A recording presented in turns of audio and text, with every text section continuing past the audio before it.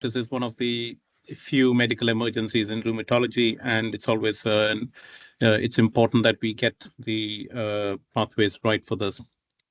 So what I'm going to try and do is in the next few minutes to talk about when to suspect autoimmune connective tissue disease. And when you suspect, then the next thing is, do you do any tests for it? If so, when do we think about checking the bloods like anti-nuclear antibodies or the ANA? What happens when there is an isolated ANA positivity? And then get on to the meat of the talk, which is the giant cell arthritis and polymyalgia rheumatica. So this is just a representative case to show a referral that we normally get through our chosen book through one of our colleagues in primary care. So a 45-year-old male has got some joint pains for the past few years, and the symptoms are noted to worsen, which is affecting his daily activities. And the ANA was tested, and it's come back as 1 in 80 with no other abnormalities noted on the blood test. And the referral then is to say either rule out an inflammatory arthritis given the joint symptoms, or think about, can you rule out any underlying autoimmune disease? Now, in this scenario, which probably most of you would be seeing in your daily clinical activity, it's sometimes useful to think, why did we check the ANA? Because if that's the only abnormal finding there. So when we think about it, uh, what is autoimmune connective tissue disease? These are diseases which are multi-system involvement. So usually you have joint involvement, you would have, say, potentially lung involvement, skin, and name it, and the particular system may be affected. They also present with a lot of pain because of inflammation in these areas, and fatigue is also a big problem.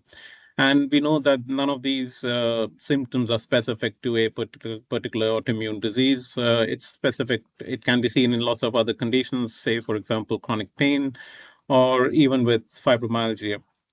And what these studies have shown is that in patients with autoimmune diseases, there is a long delay in the diagnosis because of the non-specificity of the symptoms. And they take multiple visits to a doctor to get the diagnosis. So when should one suspect autoimmune disease? So as I've said, if there are unexplained sort of symptoms that are happening, which you cannot really box it into a definite group. Say, for example, there are these young people with hypertension. You think about secondary causes. You tend to see people with unexplained fever where they have ruled out any infective causes. There are no other obvious collections anywhere on scans. If the patient presents with weight loss for which there is no other explanation, if they have any kidney problems like proteinuria, or which could be there with or without casts, or if there's any hemorrhage or bleeding or hematuria or other things there. Patients presenting with splinter hemorrhages, which are black marks on their nails, if they have any other skin lesions. So those are the types of conditions where you would want to think about an autoimmune connective tissue disease. Now, one of them that may probably come into your clinics more often would be patients with Raynaud's disease, especially with the weather just getting a bit better. You may notice that patients report to you that they get changes in their hands where their fingers change color, they go white and then purple before they go back to normal color. And when they go back to normal color, they tend to have some tingling sensations. So that's the classical triphasic response of Raynaud's. Raynaud's could be of two types. You could have a primary Raynaud's, where it's a younger age of onset. You have no other features of connective tissue diseases, which I'll go through soon. Or you could have a secondary Raynaud's, where you have a later onset of Raynaud's, so late onset. So if you have it in the first time in their mid-30s or 40s, it's a later onset. If they have other features of connective tissue disease, or like in this picture, you could see there are some changes at the tips of the fingers. If you can see the cursors just around here, these areas here, you've got some dry ulcerations in this area. So this is usually features of secondary Raynaud's. So how do you manage these patients with Raynaud's? So usually you talk about general measures. So you keep the core temperature raised. You use gloves to keep the hands warm. You could also think about using other medications like calcium channel blockers if the blood pressure is normal. Use ACE inhibitors, ARBs. Sildenafil nowadays is shown to have a lot of role in managing Raynaud's, although it's an off-license use of the medication. And fluoxetine also seems to help in these conditions. In addition to this, what I sometimes advise my patients is the use of these hand warming gel packs that patients can use in their hands. They squeeze onto it, it becomes quite warm, and it then allows the circulation to sort of come back. And I also tell my patients that before they leave their house in the morning or before they go out into the cold weather, they should try and get their hand exercises on, try to open and close their fists, try to get the circulation going, which seems to help with reducing the sudden drop in the temperatures and causing the vessels to go into vasospasm. So when should you be checking the antibody profile? So you should check the antibody profile if you're suspecting one of these autoimmune diseases, which are things like lupus, if you're thinking about, say, Sjogren's syndrome, or if you're thinking about, say, an ANCA vasculitis or scleroderma. So those sort of, if you're thinking of these conditions, that's when you should think about checking the antibody profile rather than for the case that I had shown initially, which, as I said, is not it's just a representative case. It's where just non-specific joint pains and the antibody positivity doesn't really uh, sort of marry together in that one. And what tests should you be requesting? This depends upon the clinical profile of that patient and how do we interpret these tests. So what's important is to try and get a phenotype that you can think about and then look at the tests. So if you go on to for one of the cases of, say, lupus, for example, what most people are aware of lupus is the malar rash. Now, in your clinics, you may see a lot of people with flushing of the cheeks, but what's important is to see this nasolabial fold on both sides. Now, usually with lupus, the nasolabial folds are spared, so you may get the butterfly area on the face being affected. You may get some redness on the upper part of the lip, but usually the nasolabial folds are freed. It's acne rosacea and other conditions where you get the nasolabial folds are affected. So the redness may just go from the cheek straight onto the lips there. Then patients may present with alopecia, like in this case down here on your left. You can see there is thinning of the hair. So once you see the scalp through the hair, that shows there is thinning of the hair. You may get isolated bald patches or you can get generalized thinning. But what's important is to see the redness of the skin underneath there. That's suggesting inflammation or it's an inflammatory process. And then getting frequent ulcers in your mouth. So having ulcers every week, this could be single crops. It could be affecting the hard palate or the inside of the mouth. So this is when you think about lupus, and that's where the antibodies that I've mentioned up here, like the ANA, dsDNA complements, cartilipin, ENAs would be helpful to think about. The second one is Sjogren's that you probably get to see more, where people report dry eyes and dry mouth. And again, in this one, it's helpful to question them a little bit more about dryness in the eyes. Some people talk about grit-like sensation in the eye, but when you ask them, do your eyes water or tear when you're out in the cold, in the windy weather, they do say yes. In that scenario, it's more likely it's the tear breakup time that is the problem, rather than tear production, which is key for the diagnosis of Sjogren's. So people with Sjogren's do get these problems with dry mouth and they get dryness of the tongue.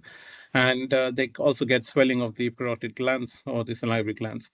Down here in the middle is a picture of a Schirmer's test being performed where they look for the wetness of the blotting paper. And if it is more than 5 millimeters in 5 minutes, then this is normal. So in people with Sjogren's, you do the ENA panel where you look for anti-Ro antibodies, which are seen in about 80% of patients with Sjogren's. So if the antibody is negative, then you think about getting a biopsy of the minor salivary gland. And the other bit of emergency would be an ANCA vasculitis, where you get the rash you get this vasculitic rash on the legs. As you can see, this is usually a non-blanching sort of a rash. And sometimes it may be raised or it may not be raised, but it's a non-blanching rash. And in this one, there is a foot drop. So there is other features there to suggest underlying nerve involvement, again, ulceration on the leg. And this picture you can see with the saddle nose deformity, you think about ANCA vasculitis with multi-system involvement. If there is any adult onset asthma, no history of asthma in childhood, and then they're developing asthma for the first time, think about ANCA vasculitis. If there's kidney involvement, if there is any evidence of peripheral nerve involvement, and then you check for the anti-PR3 or the MPO antibodies. So the PSR guidance suggests that one should not be testing ANA or the ENAs if we don't suspect any underlying connective tissue disease. And in just for joint pains and fatigue, you should avoid doing it because then you end up getting a test that you struggle to sort of get to the bottom of. And repeated testing of these antibody profile is not really helpful because if they're positive, they tend to stay positive unless they're on treatment when they may turn negative. So that brings us on to the bulk of the talk about polymyalgia rheumatica and giant cell arthritis. And I'm sure most of you would have probably seen somebody with these conditions even this morning in your clinical work. It's quite common, and we get a lot of referrals coming in through to us every day with us being on call. And what's really important here to understand and why we stress on this is because giant cell arthritis is one of the treatable causes of blindness, because if you find it early and you start them on appropriate treatment, you reduce the risk of blindness. Untreated, the risk of blindness is very high. And even otherwise, because of the recognition of these conditions, we find that in our general practice here in Stoke, we see about 1 in 5 people tend to lose their vision. So that's quite a high number of people losing their vision. And we'll show how we have changed the way we've starting to look after these patients, and that's made a big difference in the degree of or the number of patients with sight loss.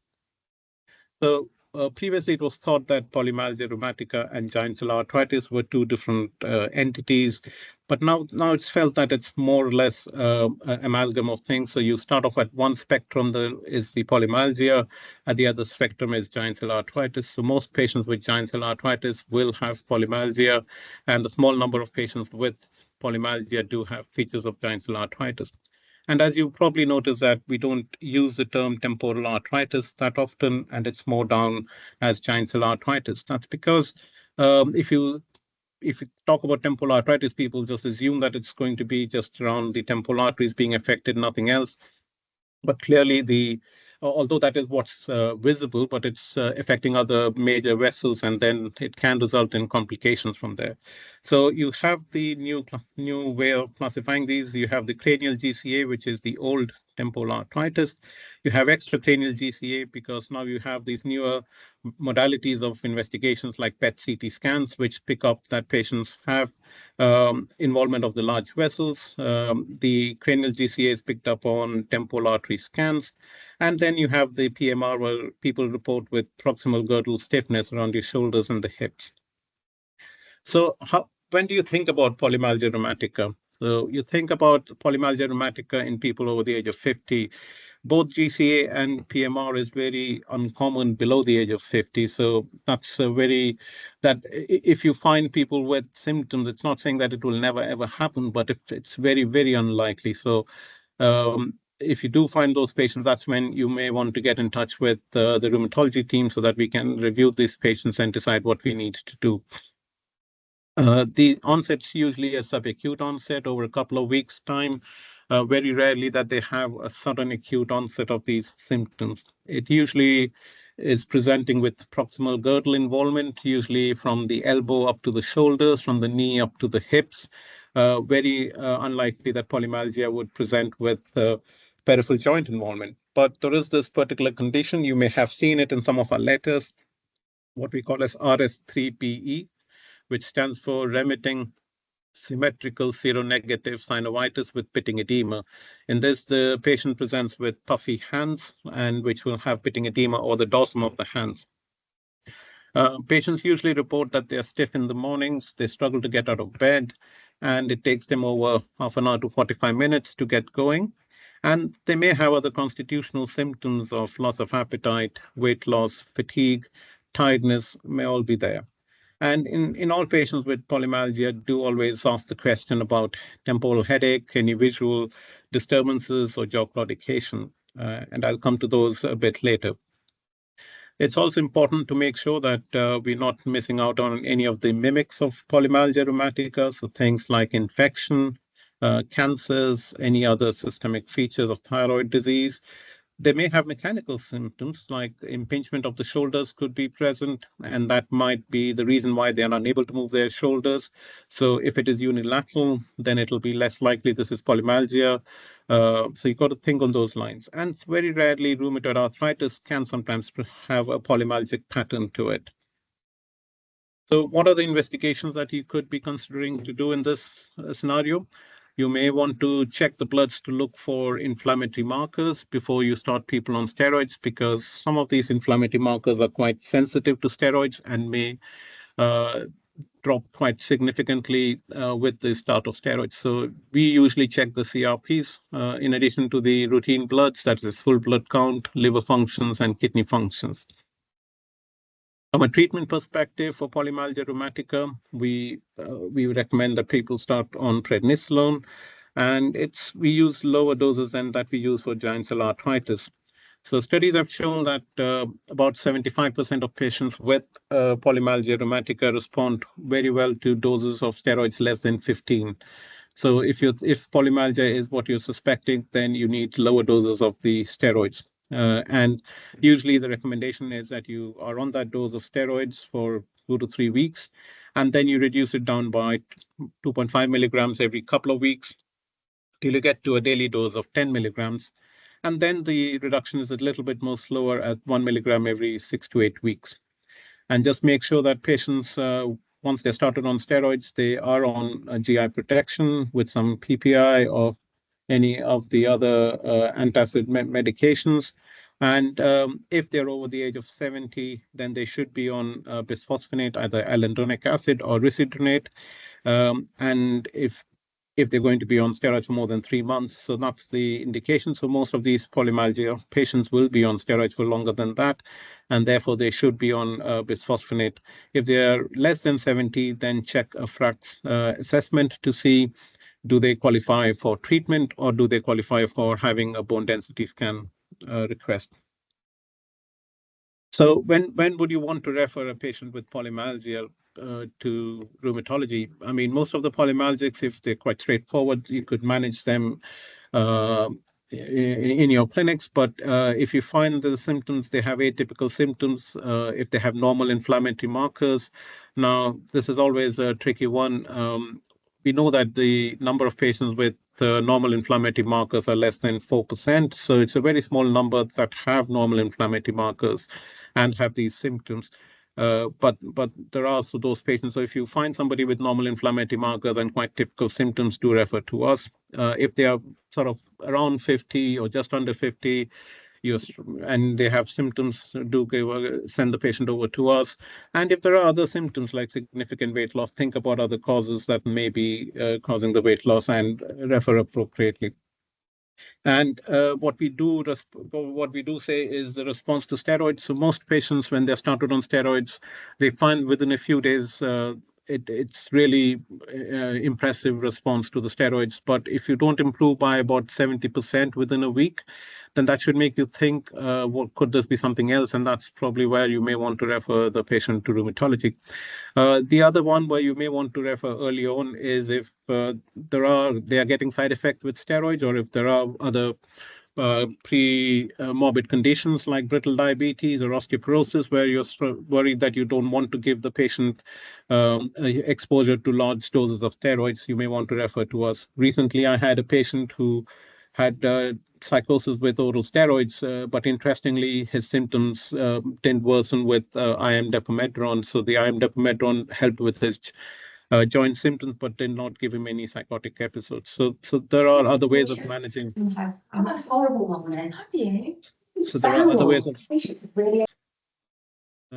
of trying to manage these conditions. So also, if you're struggling to reduce the dose of the steroids below 7.5 milligrams, then do get in touch with us. If it is that you're able to get up to 3 milligrams, and from my point of view, 3 to 5 milligrams is a small dose of steroids. If the patient's happy with that dose, and we may be able to leave them on a small dose of steroids, because in the elderly population, the adrenal insufficiency, so adrenal results may also be a bit low.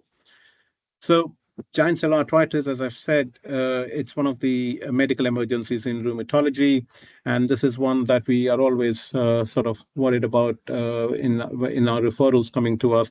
So, key is to make sure that there are no other causes of headaches that can explain the symptoms. The age again is usually 50, but it's more than 50, but it's again later about 60 or 70s that you tend to find these patients.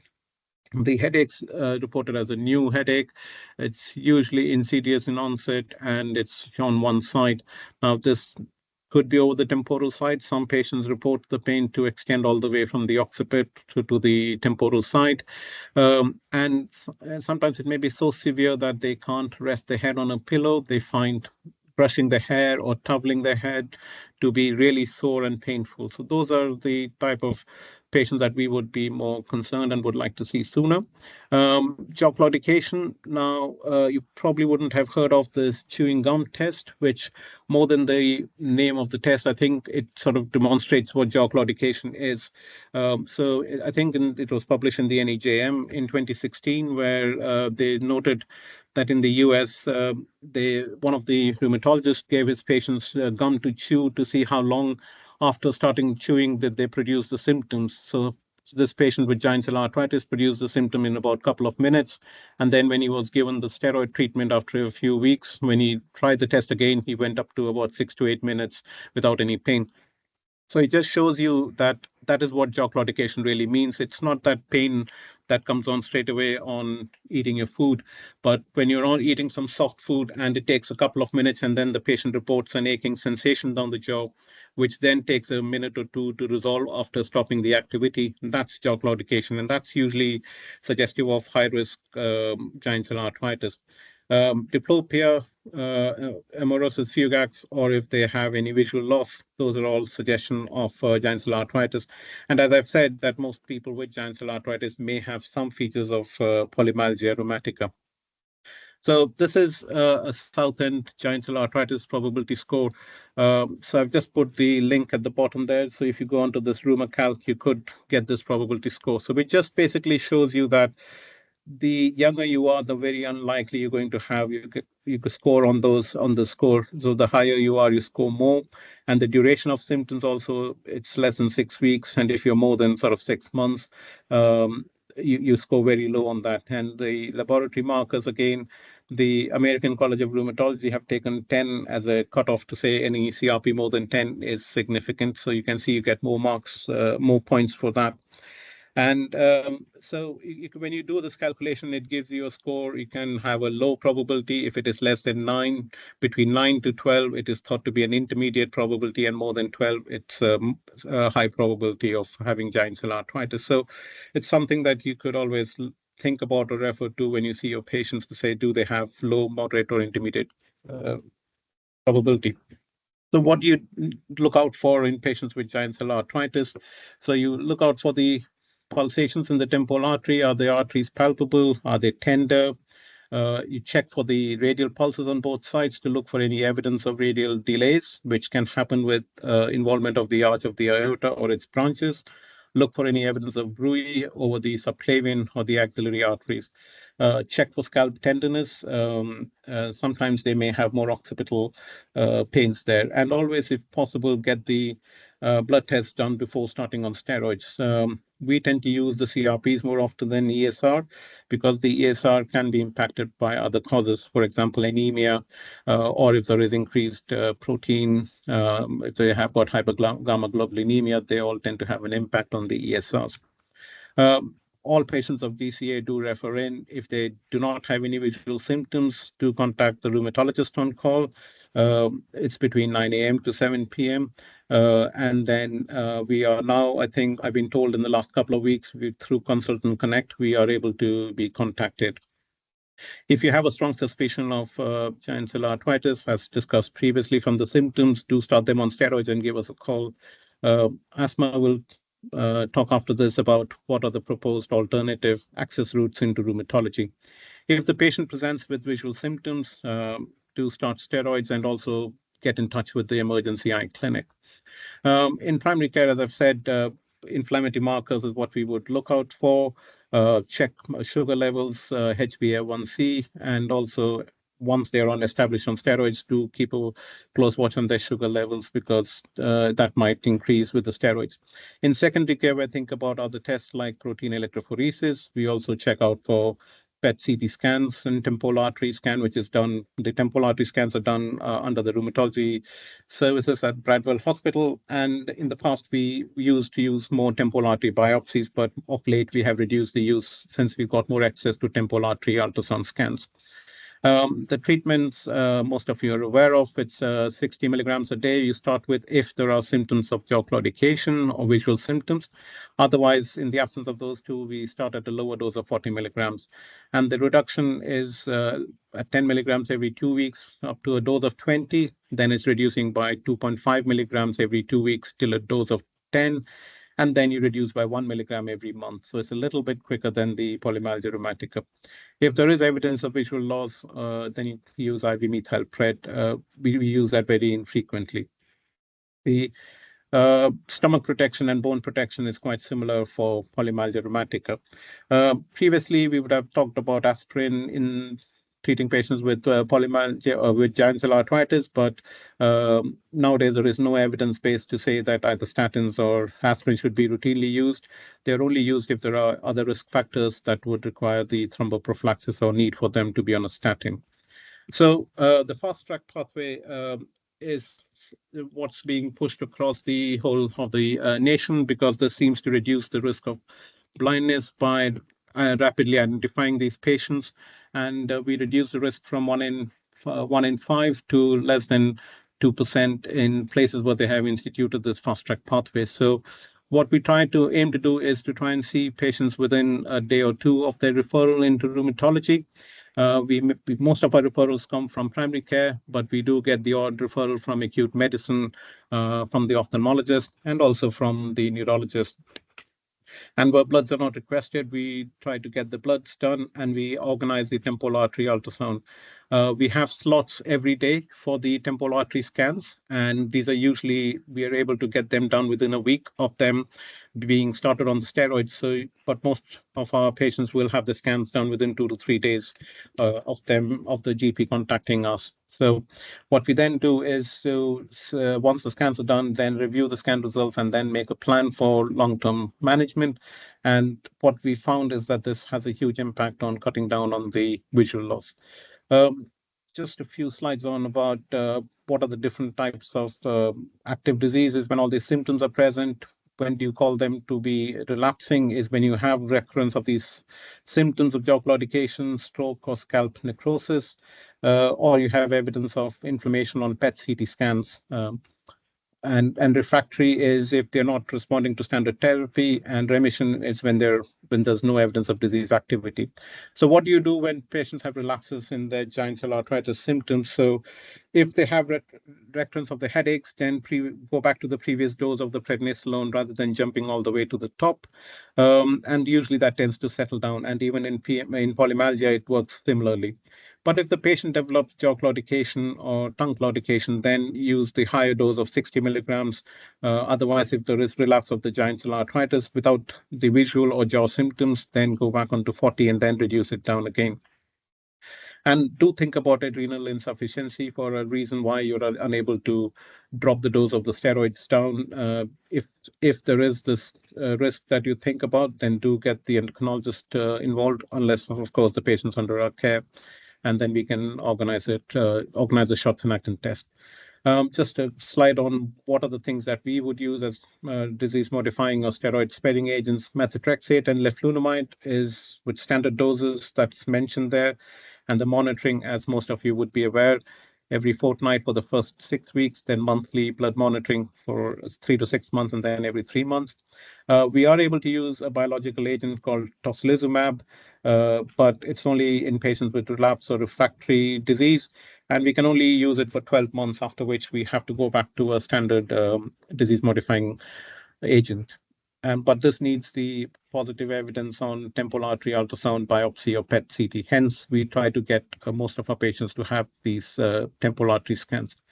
So just a whistle-stop tour on how to identify patients with connective tissue disease, when to request the blood tests, and what to do with giant cell arthritis. So just avoid checking ANA if you don't suspect any underlying autoimmune disease or connective tissue disease. Normal inflammatory markers in giant cell arthritis and even in polymyalgia are quite rare, and all patients of giant cell arthritis to be referred through to the on-call rheumatologist. So thank you. I'll stop here and take questions, and then Asma can take you through what are the alternatives that we have. Let me just stop sharing. There we go. I don't think there's any questions in the chat at the moment, but if I'm just trying to flick through the pages to see if I'm missing any hands up. Oh, Nick Aldridge would like to ask a question, please. Yeah, well, just a comment, really. It's sometimes difficult not to check things like antibodies when you've got somebody presenting with vague joint aches and pains, because you don't want to miss anything. So you've got to be brave to omit tests, to be honest, speaking from a primary care perspective, that is. Yeah, I totally agree. But I mean, the thing is that these tests don't have a good screening value. So they're not screening tests. So it's a bit like, say, for example, if you are doing, if you check the, say, anti-CCP antibodies, for example. So if they're positive, they are very high, they're highly specific. And especially if they're more than 100, anti-CCP becomes even more specific. But an ANA positivity doesn't, for example, rheumatoid factor can be over the age of 60, 1 in 5 will have rheumatoid factor positivity. Other diseases give the rheumatoid factor positive. So the problem is that if you're not suspecting it, and if you don't suspect clinically the disease to be there, and I can understand that if you feel that there is a concern that this may be a connective tissue where you would want to check that may be a question that you could ask us in rheumatology on advice and guidance, and then, or if you feel that there is enough there for you to refer the patient on to, then we'll be happy to help out on that one. Okay, thanks. There is a question in the chat as well. I don't know if you'd noticed it, from Monique. Yeah. I mean, I wouldn't wait in giant cell arthritis. I would not wait to start on steroids, because sometimes if you decide to start it the next day, the patient may lose their vision. So if you suspect giant cell arthritis, start on steroids and contact the rheumatologist.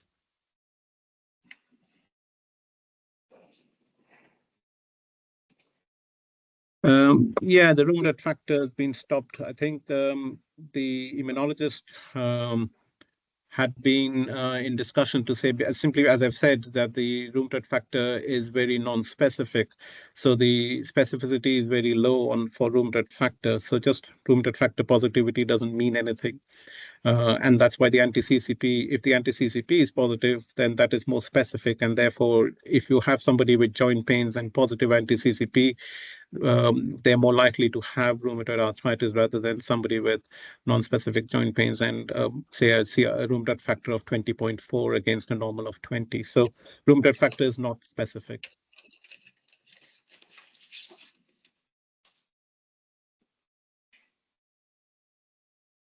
Okay, so if there are no further questions, I hand over the mic to Asma.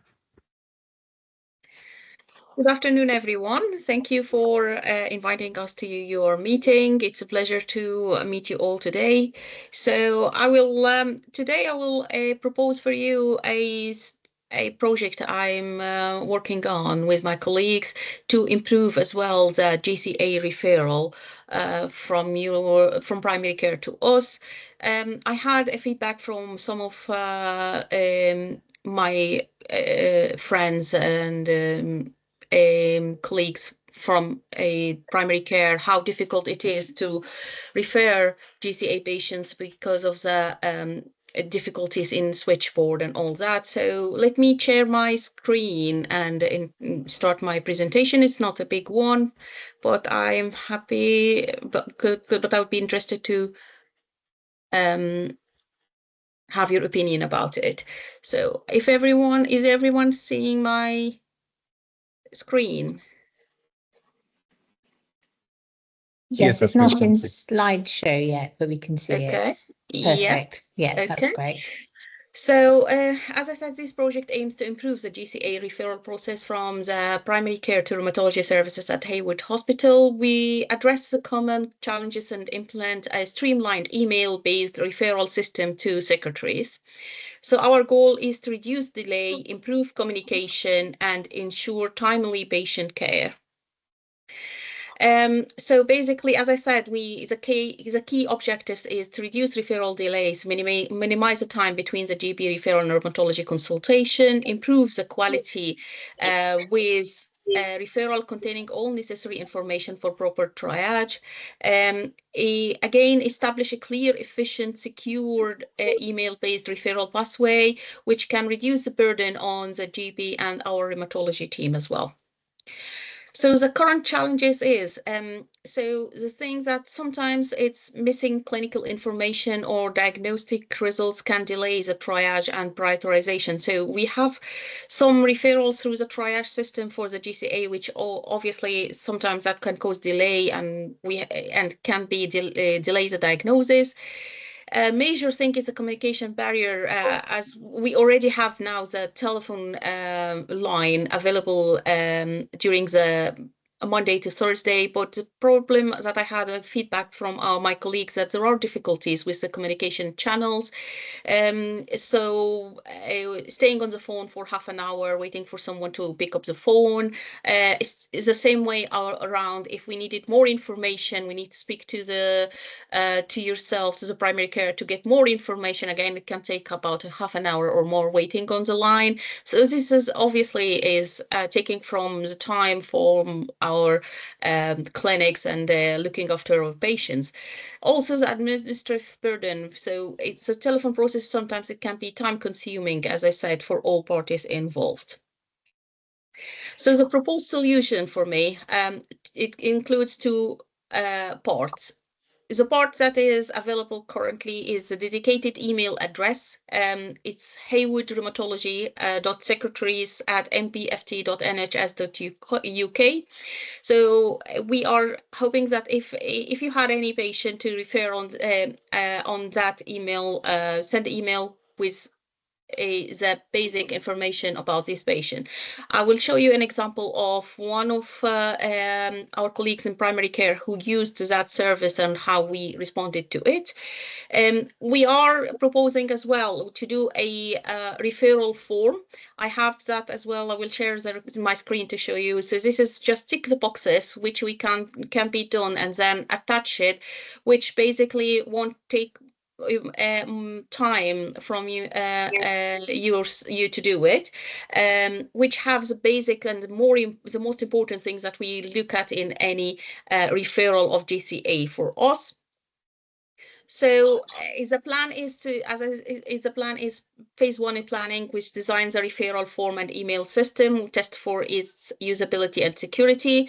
If we agree on that, there will be 6 months pilot testing time to collect feedback and adjust, and then we will have full rollout, and obviously monitoring will be all over during the to track its metric, and the regular review will be available. So we are aiming to reduce the turnaround time, so the time from the referral to submission to the rheumatology consultation. We're hoping that to track the percentage of referrals with all required information.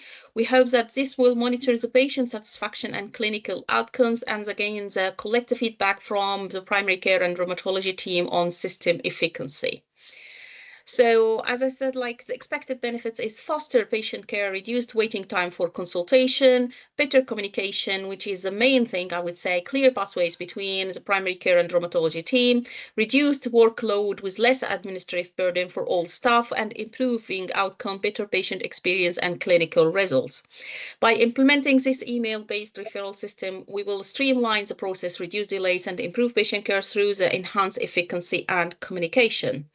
I put here my email address, which I'm happy if any of the team would like to contact me on with their ideas and if they have any thoughts about this project. I would be very happy. I will be opening thoughts and I hope open to ideas and thoughts for the coming 2 weeks. And after that, we'll take all these in our consideration to start our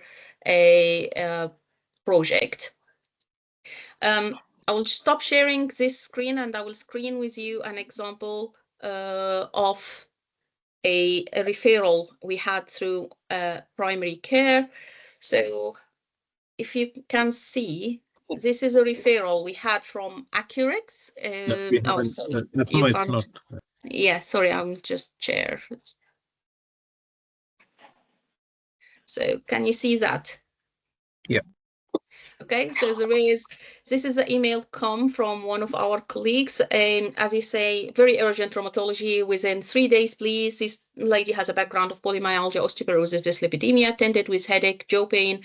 Blood tests show CRP 124, started already on oral prednisolone 50 milligram, please for urgent review.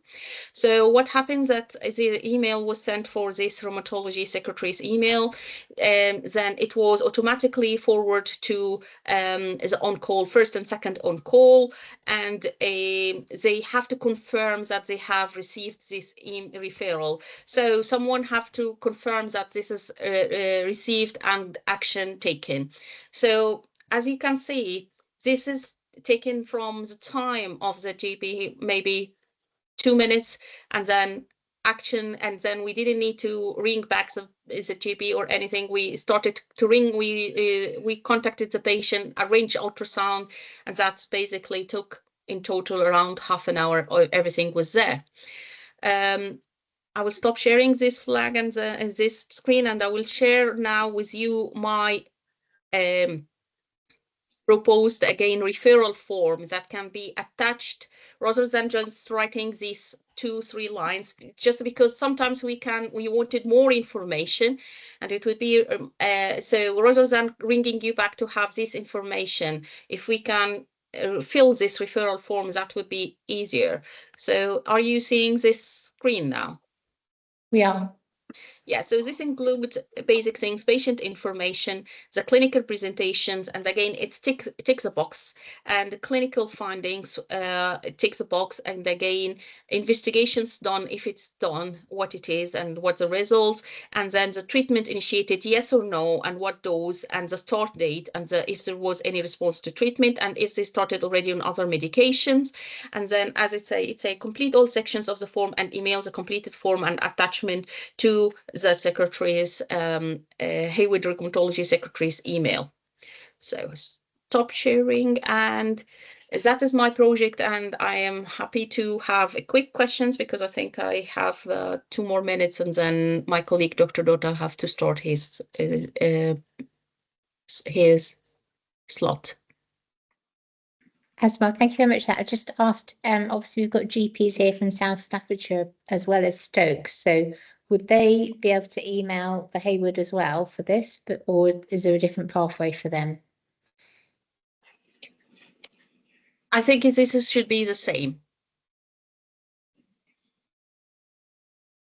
Yeah, I mean, I think it will be the same. It's only if the patient is closer to Cannock and they would prefer to go down to Cannock or to Wolverhampton to be seen, then it'd be useful to contact the rheumatology team down there, because we sometimes get patients coming all the way from just outside of Cannock coming over to Hayward, and they feel they can't make the trip every so often. So it depends upon the patient. If they are closer to Cannock and if they want to be seen in Cannock, Wolverhampton, then get in touch with the rheumatologist there. Otherwise, yes, it's the same. That's a very good point. And I think there's another question there about we're hoping that the referral form isn't mandatory. And I think that's agreed, but it's useful for us to see the type of information you need, because even if we're not filling in the form, it is very helpful to see what you need to make the decision, isn't it? Thank you. Yes, exactly. And again, I just wanted to confirm that still, even if the email is there, still the telephone will be, telephone services will still be available if needed to speak to us directly. We still have the telephone the telephones through consultant connect. But I mean, this is would be an alternative option to make things easier for everyone if needed. Thank you so much. Yeah, Yeah, and I was going to. Sorry, yeah, I was going to say, Asma, just following on from the point that you just made, is that, yeah, absolutely. I think there is still that caveat of actually people picking up the phone if there's diagnostic uncertainty. I think particularly around the cases where it's very atypical. I mean, Dr. Menon highlighted cases where it'll be unusual or rare. For example, it doesn't fall within a particular age group or normal inflammatory markers, etc. So I think for those ones, in some respects, it might be better both sides to actually have a conversation around those ones rather than simply completing. I mean, obviously, a referral form will still need to follow, but sometimes there will be cases where having a conversation probably will be helpful on both sides. Sorry, Ajit, were you going to say something else? Sorry. no, I'm just trying to say that it's just because we are available for working weekdays. So I think this is more for out of hours. If people see patients and they need to refer them in, the email may be an option at that point of time because we may not be available over the phone. So yeah.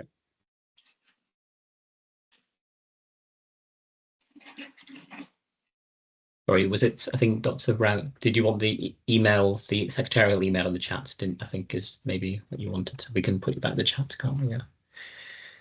Yeah. There is time for any more conversation discussion because my present, I don't think I actually probably need the full half an hour. So if people want to have, if there's any other discussion points or comments, queries, it might be helpful on both respects to do that now if you want to.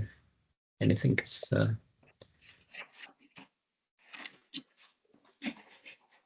Yeah, I think we'd be happy to go to the next talk if there's no other questions. We'd still be planning to have a break around 2:45, but it doesn't matter if it's a little bit later than that. That's fine.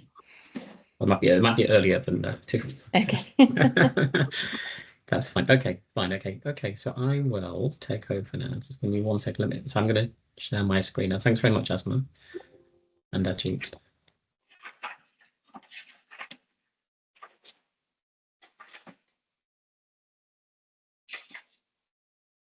So let me know if you can see my screen. Yep, it's inside show. Yeah, so you can see it's full screen, is it on your? Yes. Yeah. Yep. Okay, perfect. Okay. Great. Okay. Well, ditto like Ajit and Asma. Thank you very much, everybody, for joining and welcoming us and inviting us to attend for this session. So I'm Shoma Dutta, rheumatology consultant, clinical lead for rheumatology services at MPFT. So I am going to touch on referrals of suspected inflammatory rheumatic disease patients and start off by giving you just a brief recap about our services and our team. So some of you may be very familiar with our services, others less so. So as a rheumatology service, we work very much as a multidisciplinary team. I would say perhaps that's one of the strengths of our rheumatology service, and indeed rheumatology is a specialty that it's just not just medic centered, it's very much the whole team. So as a team, we're quite a big team. We have 14 rheumatology consultants, and we've got quite a range of expertise and specialist interests within the service, including some national and international experts and thought influencers. We have 7 resident doctors, many of you of which you'll have spoken to if you contacted Rheumatology On Call, because they're first on call for our service and accessible between 9 and 5 for acute urgent cases. We also have quite a large non-medic component to the team. So we've got a number of specialist nurses, some of whom are very experienced, very senior. We employed our first, well, there was the first professorial rheumatology nurse in the UK in our department, Professor Sarah Ryan, who some of you may have come across, who does, as well as the clinical aspects, education and research.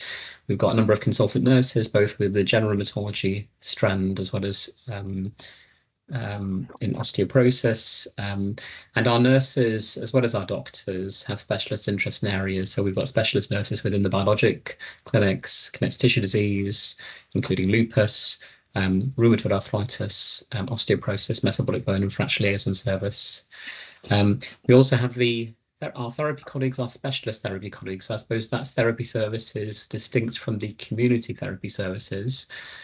So as you know, community physiotherapy services sit within the NIMS team, the MSK team.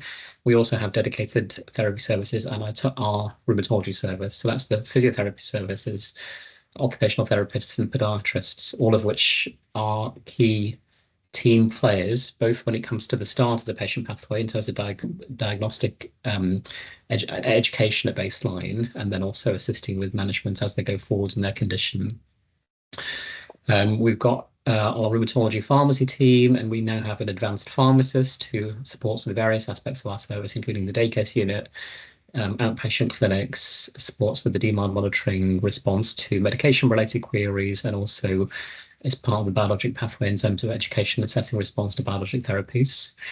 And our service is strong as well when it comes to not just the clinical side of things, but also from education and training. So we've got a number of clinicians, not just medics, but also non-medics, who have got joint appointments with MPFT and Keel, with postgraduate, undergraduate and research roles and responsibilities. So just to recap for those of you who are not aware, so in terms of where we're based, the Hayward Hospital is our hub, and has been for quite some time now. So this is a community hospital setting, which has got definite benefits being away from the acute site. In terms of, we have dedicated space there. We've got surrounded by a diagnostic. So it's the outpatient service. We've got pharmacy on site. We've got all our administrative hub at the Hayward Hospital as well. And then, as I said, we've got diagnostics on site. So we've got X-ray facilities just literally across a few meters away from the outpatient clinic space. It's where phlebotomy is based as well, although we've reconfigured how we do DMARD blood monitoring now, which you probably observed. So rather than patients required to go to the Hayward Hospital to have all their DMARD blood monitoring tests, those who are monitored in-house by our team, they can now access a wide range of community phlebotomy locations, which has worked much better and is definitely more patient-centred. We previously did have a dedicated rheumatology ward for those of you who have been in the locality for quite some time, Scotia ward. We don't have that now, partly because there was less of a need for that, because therapies have improved and we can manage things much better as an outpatient and on the day case unit. Clearly we do have our sick patients, particularly the vasculitis ones, CCD ones, who may need acute inpatient care. They now get admitted under medical teams at the Royal Stoke University Hospital, and then we would provide input as needed, including physically going there during the week. We have the new building under construction. So as I'm sure you'll know, the Hayward Hospital was involved with the RAP roofing implications, and parts of the outpatient departments needed to be demolished, and there's a whole reconstruction exercise underway. That's scheduled to be completed towards the end of the year, and we will have a brand new building there with dedicated outpatient space and space for other activities. So that's really exciting. Lots of opportunities around that, and we're looking forward to that. We have so the Hayward Hospital is the main hub then, where many of the patients attend. But in terms of other locations we operate from, Bradwell Hospital has had more activity since we needed to actually distribute the activity with the demolition of the Hayward Hospital outpatient space. So we've got outpatient activity at the Bradwell Hospital now. That's where we have dedicated day case unit space for rheumatology. So that's where people attend for infusions of various range, biologic therapy, osteoporosis therapy. And also we have our rheumatology ultrasound set up there. So that's for diagnostic ultrasound for GCA or synovitis, as well as monitoring synovitis ultrasound scan activity. And much of our specialist therapy service are based there as well. And also we have our DEXA osteoporosis, FLS metabolic bone service, primarily based from Bradwell Hospital. So we've got 2 DEXA scanning machines over there. and we've got a whole team of medics and non-medics based there. We operate clinics from Longton Cottage Hospital as well. So we've got a follow-up specialist rheumatoid clinic that operates from there. Leek Moorlands Hospital, that's a specialist follow-up inflammatory arthritis clinic from Madeley community location, excuse me, and Royal Stoke University Hospital. That includes some paediatric rheumatology activity. And we are a European Centre of Excellence as well as assigned by EULAR, which is the European Rheumatology body. Okay, so that's just to give you a bit of an overview of the services. Apologies, some of you already know that, but hopefully helpful if for those of you not familiar. So in terms of just the logistics of accessing our service, just to recap about that then. So I've divided it up into urgency and also other access routes. So for acute and urgent advice, as was alluded to before, we have a rheumatology on-call service. So to recap, that's Monday to Friday, so not the weekend, Monday to Friday, between 9 o'clock in the morning and 7 o'clock in the evening. Historically, that would be going through the switchboard, and you'd get through to the first on call between 9 and 5, and then between 5 and 7 in the evening, it would be a consultant who would answer the calls. Now, more recently, we have joined Consultant Connect, so you should be able to access the rheumatology on call through Consultant Connect. Again, it will go through as the rheumatology first on call initially, but then the consultant can be involved as needed. So that's the new development. Hopefully that will work well for everybody, but we'll monitor the situation. If we need to make any changes, we will do. And that service can be accessed for queries relating to patients under our service or patients who are not under our service, like with de novo presentations of, let's say suspected inflammatory disease or suspected CCD conditions, whatever. And as I said at the end of the last talk, if there's GCA cases which require that extra bit of discussion, that's absolutely what that service can be used for. For non-urgent advice, so we've just made a distinction in terms of 2 routes of entry for that. So we'll be grateful if this could be followed. So patients who are not under our service, who you've got potential rheumatology queries about, you can just use the advice and guidance portal as you do for many other specialties, and we endeavour to get back to you as soon as possible about that. But for patients who are already under our service, we ask that you email queries through to the rheumatology secretarial email address. And then what happens then is that our secretaries can then look at which clinician knows that patient best, and they can direct the query accordingly. And it's just a much faster process at our end if that happens. So it's just more efficient, and actually you'll get a quicker response if you do that, really. So that's the on-call and the advice and guidance and advice bit. And then for consultation requests, it will still be via the electronic referral system. We operate a system within rheumatology, which we changed to during the pandemic, but we've stuck to, whereby consultation requests come through ERS. We will then triage, and then we will actually allocate them into a particular clinic slot, rather than clinic slots being visible and appointed to before they're triaged. I think appointed to before they're triaged had its problems, because sometimes urgencies needed to be re-evaluated and appointments needed to be moved around, and that created some challenges for patients as well. So that's the system we've operated and continue to operate. On a positive note, the wait times for new patients in rheumatology are actually now much better. I mean, as with all services up and down the country and other rheumatology services, during the pandemic, our wait times did grow, but for new patients now, a routine new patient can be seen within 4 weeks at the moment, which is considerably better than many other rheumatology units in the West Midlands and probably the country. And for urgent patients, they can be seen quicker than that. And suspected new-onset inflammatory arthritis patients will also be seen quicker, but pretty much all patients will be seen within a number of weeks rather than months at the moment. So that's good. We are looking at our wait times for follow-up patients, because as you can appreciate, we've got an ever-increasing cohort of follow-up patients. Once they're diagnosed with these long-term conditions, they tend to stay on our books forever. and we don't have an infinitely increasing capacity. So we're just looking at how we can address that to be as best as possible, including perhaps different ways of working.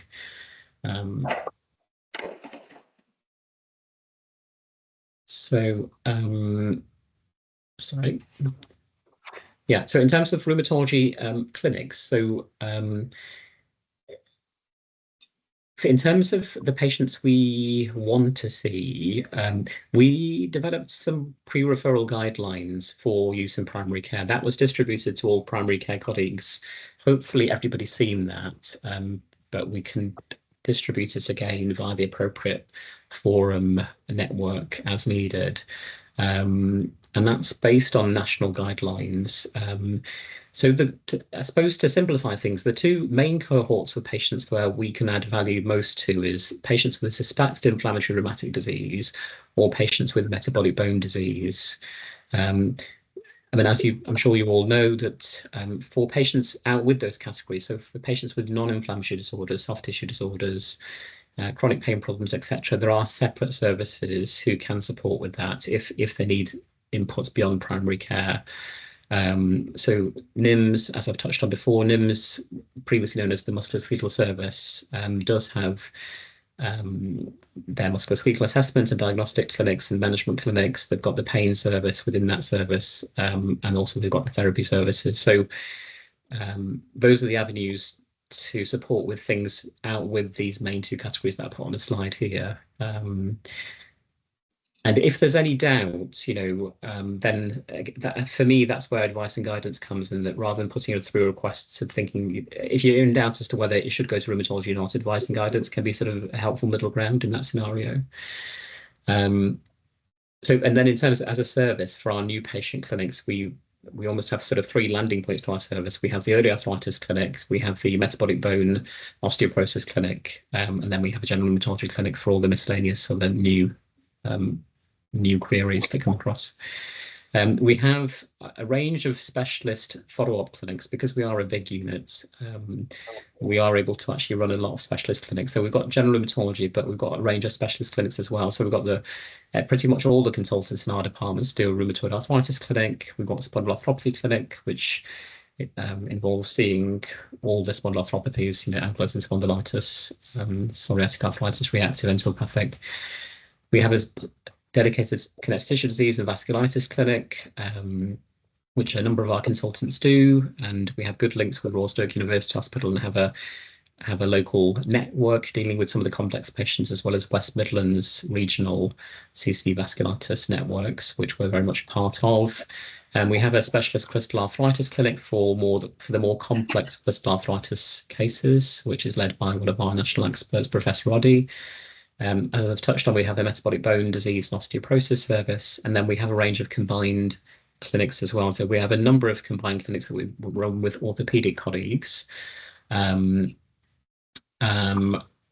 that's like the shoulder, the hand, the hip, the knee, the foot and ankle. And then we have clinics with the renal team, and we have virtual/MDT type sessions with the respiratory and endocrine teams as well, where there are shared patients with shared problems. And those follow-up clinics, it's not just doctor-led clinics. We have nurse-led clinics and APP clinics. So those are clinicians with physiotherapy backgrounds with advanced skills. For the most part, our clinics, both follow-up and new patient clinics, are face-to-face, but we recognise that there is a select cohort of patients who can be managed non-face-to-face, and for whom, so for example, if they're stable, if it's a question of perhaps just going through diagnostic results, having previously been assessed, if they have logistical problems with attending, and we feel as though we can satisfactorily assess and offer management over the phone, we can. So there's a select group we often on face-to-face, and we potentially might look to expand that, but for the most part it remains face-to-face. And then we are operating a PIFU system for our follow-up patients as well. So many of you will be familiar with this. So this is, rather than giving scheduled follow-ups at, let's say, 6, 12-month, 18-month intervals, PIFU, patient-initiated follow-up, is a way of actually being a bit more patient-centered. So again, for a specific cohort of patients who may be, for example, stable, been on a stable dose of medications for some time, rather than giving them a standard follow-up, they can initiate their own follow-up at a time when they need it, or there's a backstop with a scheduled follow-up a little bit further down the line after 2 years' time. So that's something that a project that's been ongoing for a little bit of time, and then we'll be reviewing that periodically to see how that's going. So, okay, so for the rheumatology referral bit, so Dr. Men and Dr. Shaban have already talked about suspected CTD and the vasculitis and GCA. Later in the afternoon, you'll be getting talks on osteoporosis and gout, and Dr. Shaban will also be talking about conditions that potentially don't really get much value from rheumatology, but potentially could be accessing other services. So I'm not going to cover any of those topics in this talk. I'm going to cover some stuff around the other suspected inflammatory rheumatic diseases, including rheumatoid and axial spondyloarthropathy. So with patients with suspected inflammatory arthritis, that's absolutely a group of patients that we do want to see. And I've just detailed some of the things to look out for here. So these are patients with persistent inflammatory symptoms, so the standard things of pain, swelling, stiffness. We know that the standard inflammatory pattern symptoms are significant morning stiffness, often more than 45 minutes, better with activity, worse with inactivity, all those types of things. And if they've got persistent symptoms, so for more than 4 weeks, don't be put off from referring if they've got normal inflammatory markers or negative immunology. That shouldn't necessarily either prevent you from referring or delay you from referring. If you've got a strong clinical suspicion, please do refer or seek advice and guidance or speak to one of us. So I suppose, again, it's, as Dr. Menon was talking, it's sort of just coming to a bit of a clinical impression, the clinical phenotype, some of the things I've touched on in the list there, really. So involvement in small joints of the hands and feet, more than one large joint involved, particularly if there's a delay in seeking advice. It's important to recognise and refer early. There may be allied symptoms like psoriasis, IBD, uveitis, recent GU/GI infection. So these are things that could go with spondyloarthropathy presentations, as can first-degree relative with psoriasis, spondyloarthritis, dactylitis, or enthesitis. Those are all sort of within that seronegative spectrum. So if you're suspecting new onset rheumatoid arthritis, as per NICE guidelines, the expectation is that referrals come through within 3 working days. There's obviously expectations from our perspective as well in terms of how quickly we initiate, or how quickly we diagnose and initiate DMARD therapy. But from a primary care perspective, it's referral within 3 working days. In terms of how to make that referral, we ask that it's just a standard referral letter. And within that standard referral letter, if you can include the key points in terms of clinical assessment findings, so relevant symptoms from the history, as well as relevant physical examination findings, particularly if there's synovitis present or not, so like boggy swelling of the joints. So sometimes it's not always clear actually what, if you're suspecting synovitis, or could this be sort of nodal bony OA swelling rather than sort of synovitis, which is more the boggy swelling. So again, if you can be as clear as possible in the referral, all of that just helps to actually support triage. So not only sort of is it appropriate for rheumatology, but also how quickly we need to see the patient and which clinic we put them into. So as much information as possible in that bit is really helpful. In contrast, if we only get a couple of lines and there's no reference at all to any examination findings, and there's no reference to other bits and pieces, then it just makes triage a bit more complicated. And we try not to reject referrals outright. It would then be a question of then going back to the referrer, asking for more information, and then that information then has to be sort of fed back to the triaging clinician, and that all takes a bit of time. So to avoid delays in patient pathways, it's helpful just to get that information. Include test results, but as I said, if tests, that should not necessarily delay things from being referred or not being referred. There was a early arthritis referral pro forma that had been produced a number of years ago now that some of you may have used or continue to use. I think on balance, we asked for that referral not to be used anymore, and for various reasons actually, or indeed any other pro forma. There is a single point of access referral form used for the NIM service. That's more for the NIM service, the MSK service. That's not intended for rheumatology.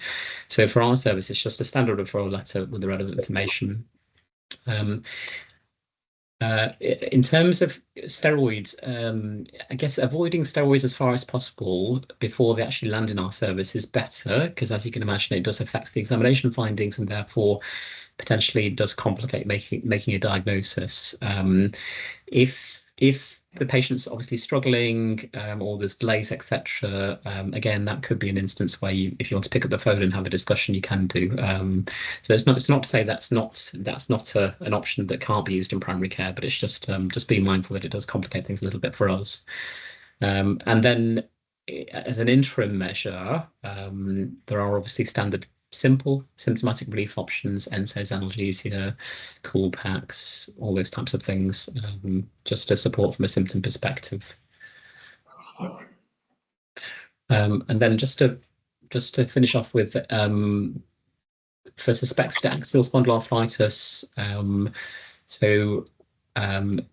our recommendation, indeed the national recommendation, is so for lower back pain that started below the age of 45, lasted for a few months, where there's clinical suggestion of inflammation. Again, those are cases that we'd want to see within rheumatology.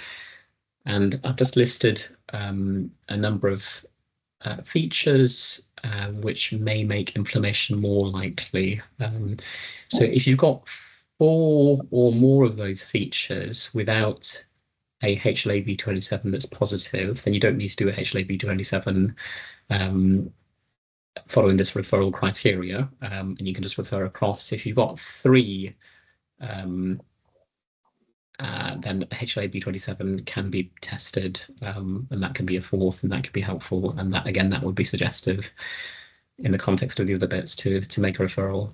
And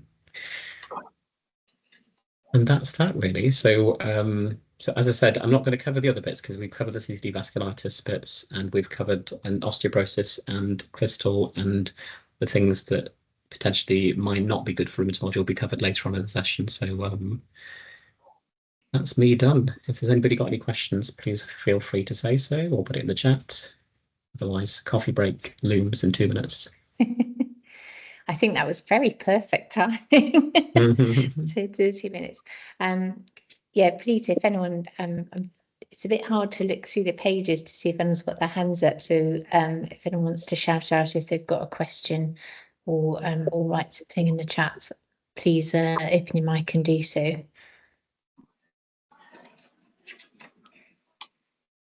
And what I'll also do is I'll put my PA's email address in the chat as well, actually. So if people do have any questions based on the my presentation or the bits, then feel free to email Helen, and then she can sort of direct it to one of us and we can reply as well. So. I might have missed this when you were talking, but is there any role now for imaging in ankylosing spondylitis? Do you still, does anything ever get picked up sometimes on, I suppose, people having MRIs now rather than X-rays, but does that ever there's still value in doing X-rays. So it's definitely not a requirement to be done in primary care, but in terms of when they land to our service, actually, there's still value in X-rays. But as you say, yeah, I mean, we certainly don't exclude things based on the absence of findings on X-rays. And so you've got the radiographic axial spondyloarthropathy, non-radiographic axial spondyloarthropathy, which can be diagnosed based on MRI findings, or HLA-B27 with the appropriate number of clinical features. But the short answer is, yeah, there is still value with X-rays, yeah.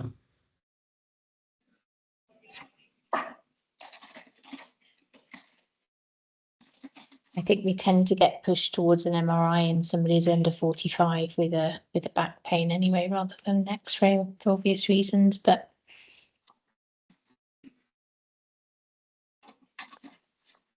anyone else got any questions? I think coffee is looming, isn't it? I think everyone would like to go for coffee.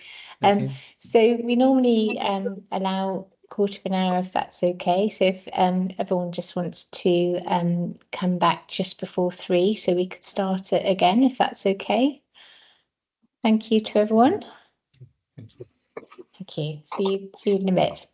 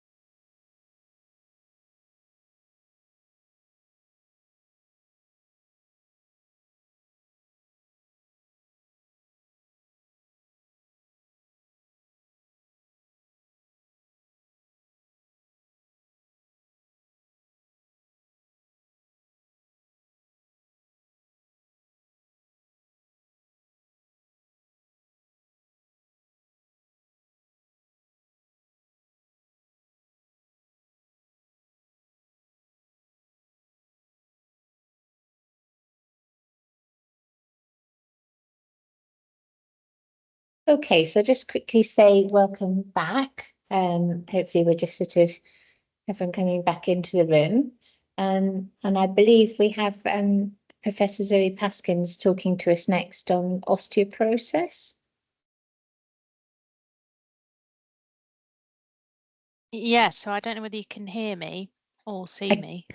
I can hear you. And see you hopefully now. you can see my screen. We can see your screen, Zoe, and we can see a little picture of you as well. So that's brilliant. Okay. Thank you.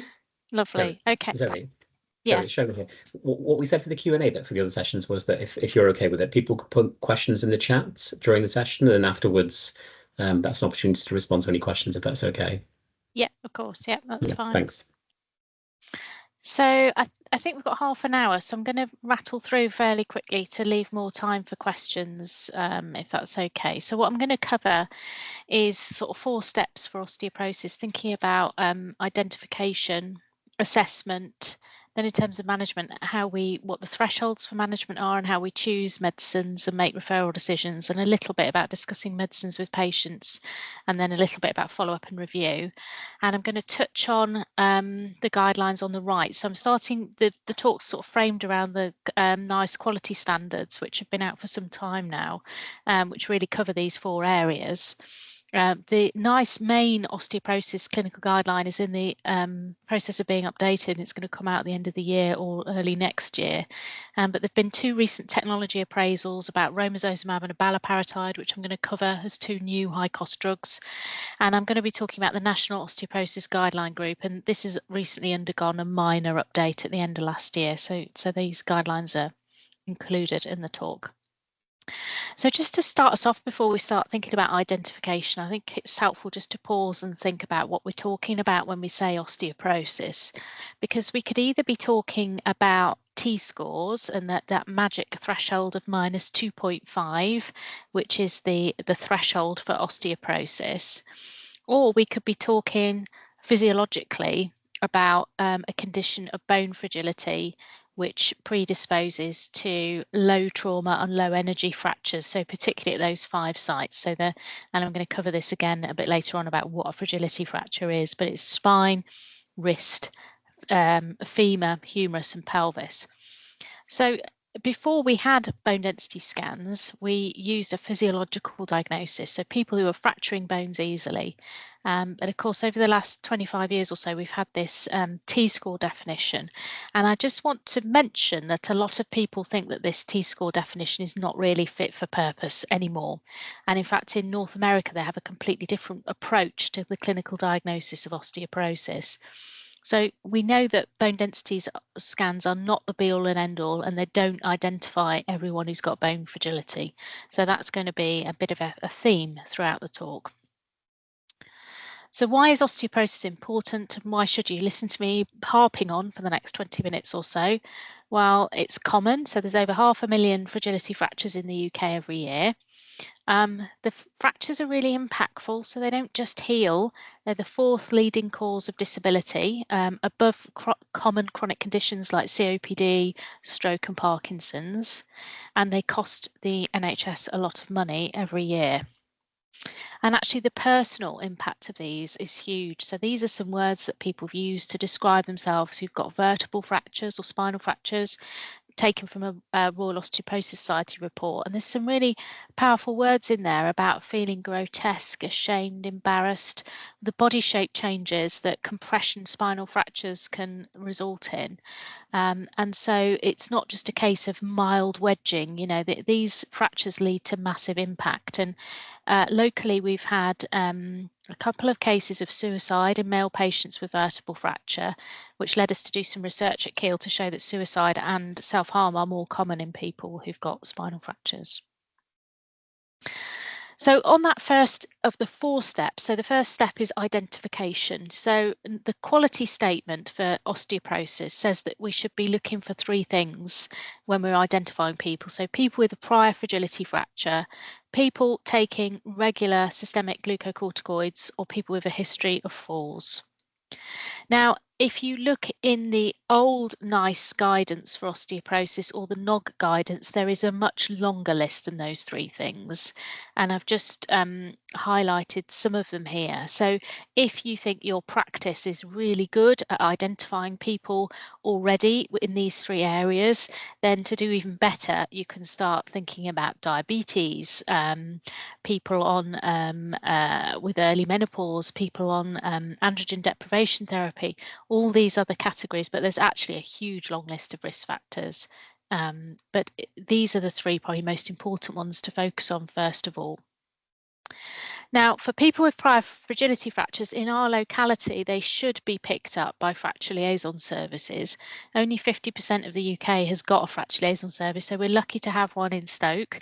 I would say that because I'm a bit biased.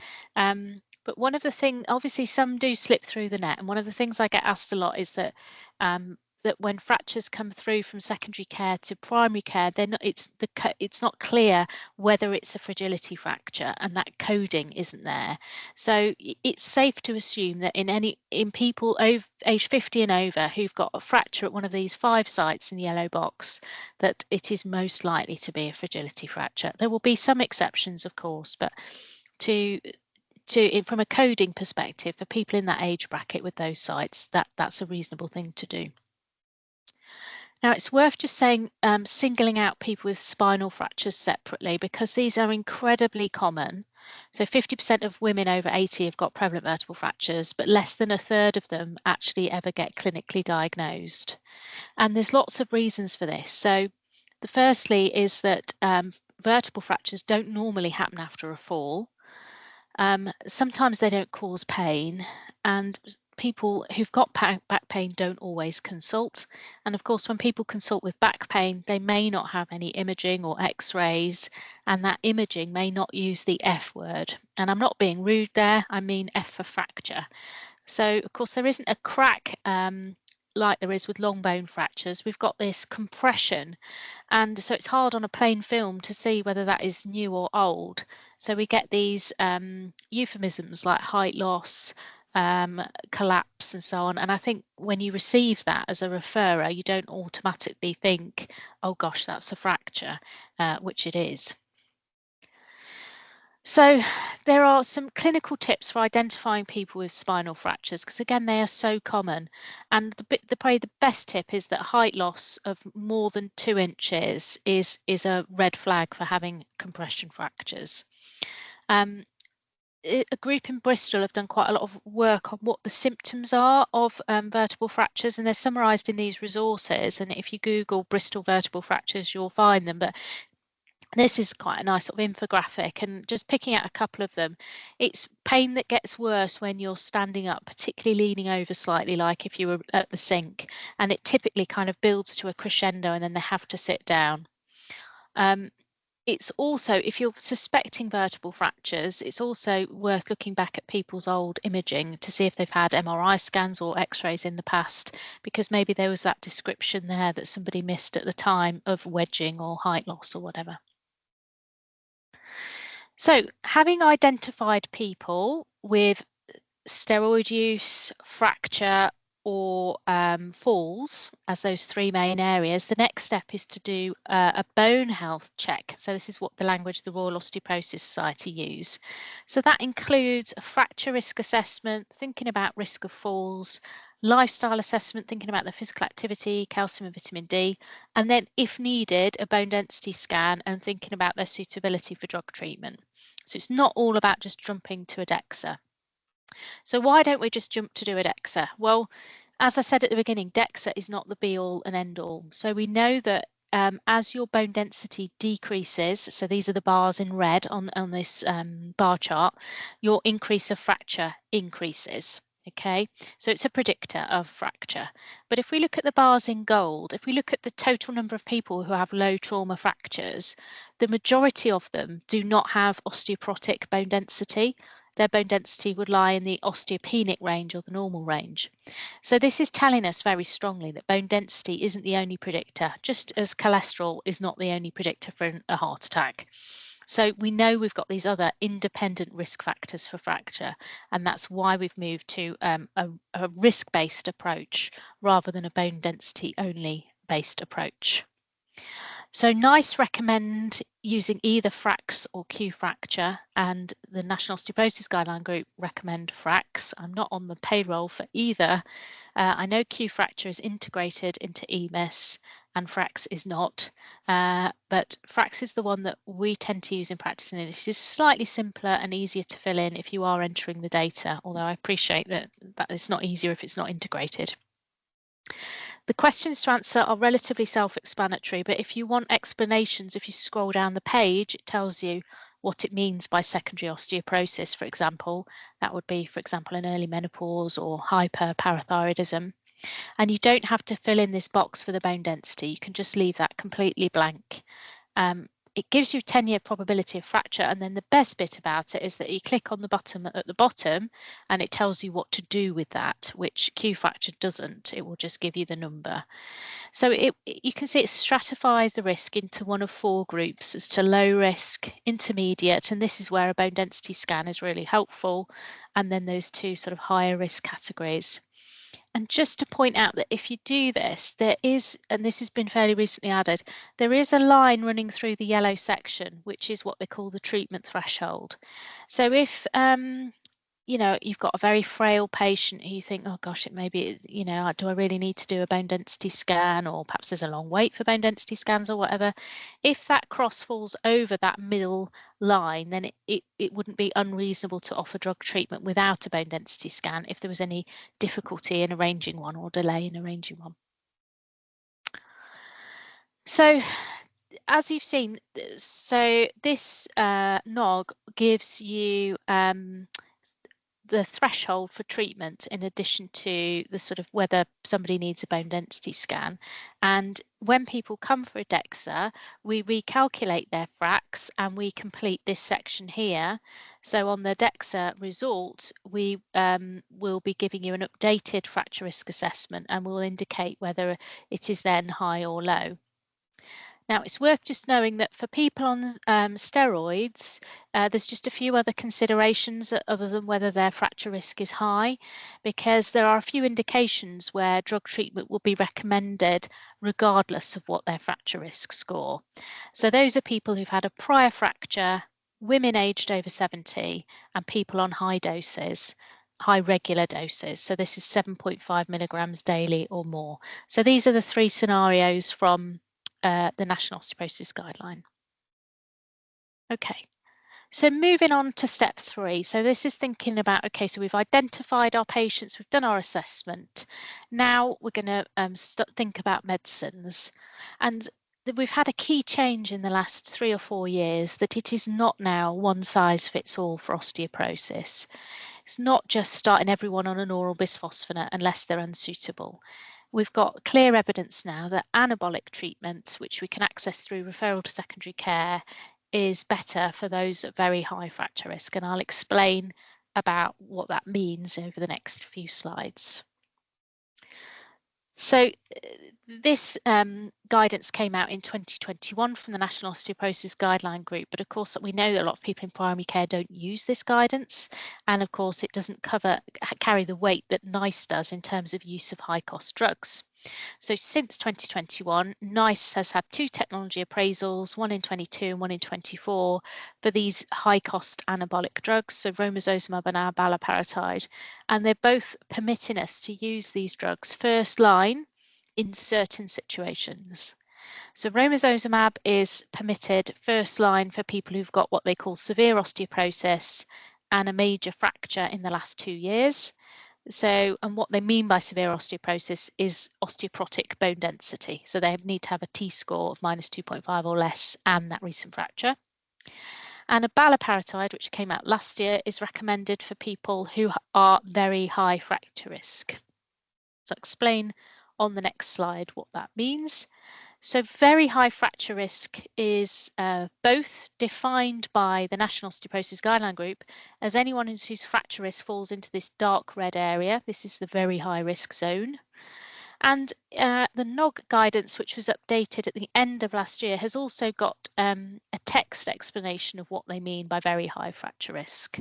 So it includes some other clinical characteristics, and I think the most important ones are spinal fractures. So these are the ones I've sort of clumsily underlined here in yellow, and or low bone density. So that says a T-score of less than -3.5.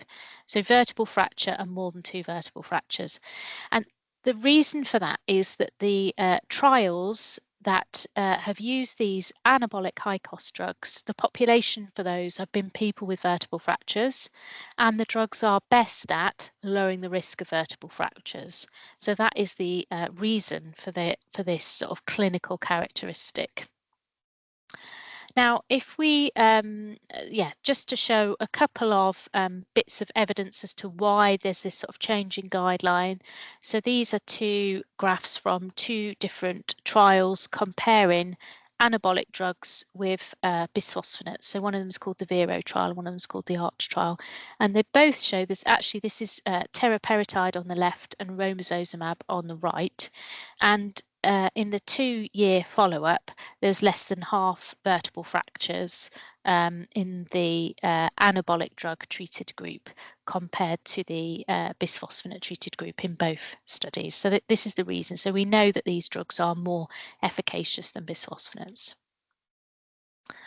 So to give a top line sort of summary on a page about, well, where do oral bisphosphonates kind of sit then in the treatment paradigm, if you like.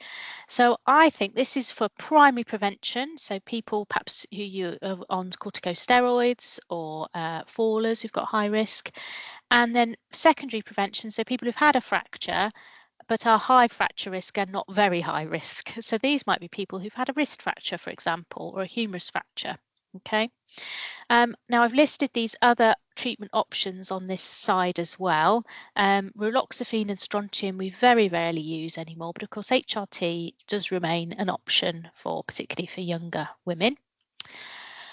On the other side, we've got secondary prevention, particularly for very high fracture risk and particularly with people with spinal fractures and or very low bone density. And for those, we'd be assessing them to see if they're eligible for any of these anabolic drugs. So that's teriparatide, abaloparatide or romosozumab.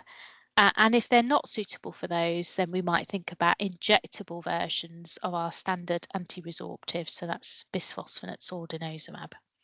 So that's the kind of treatment paradigm on one slide.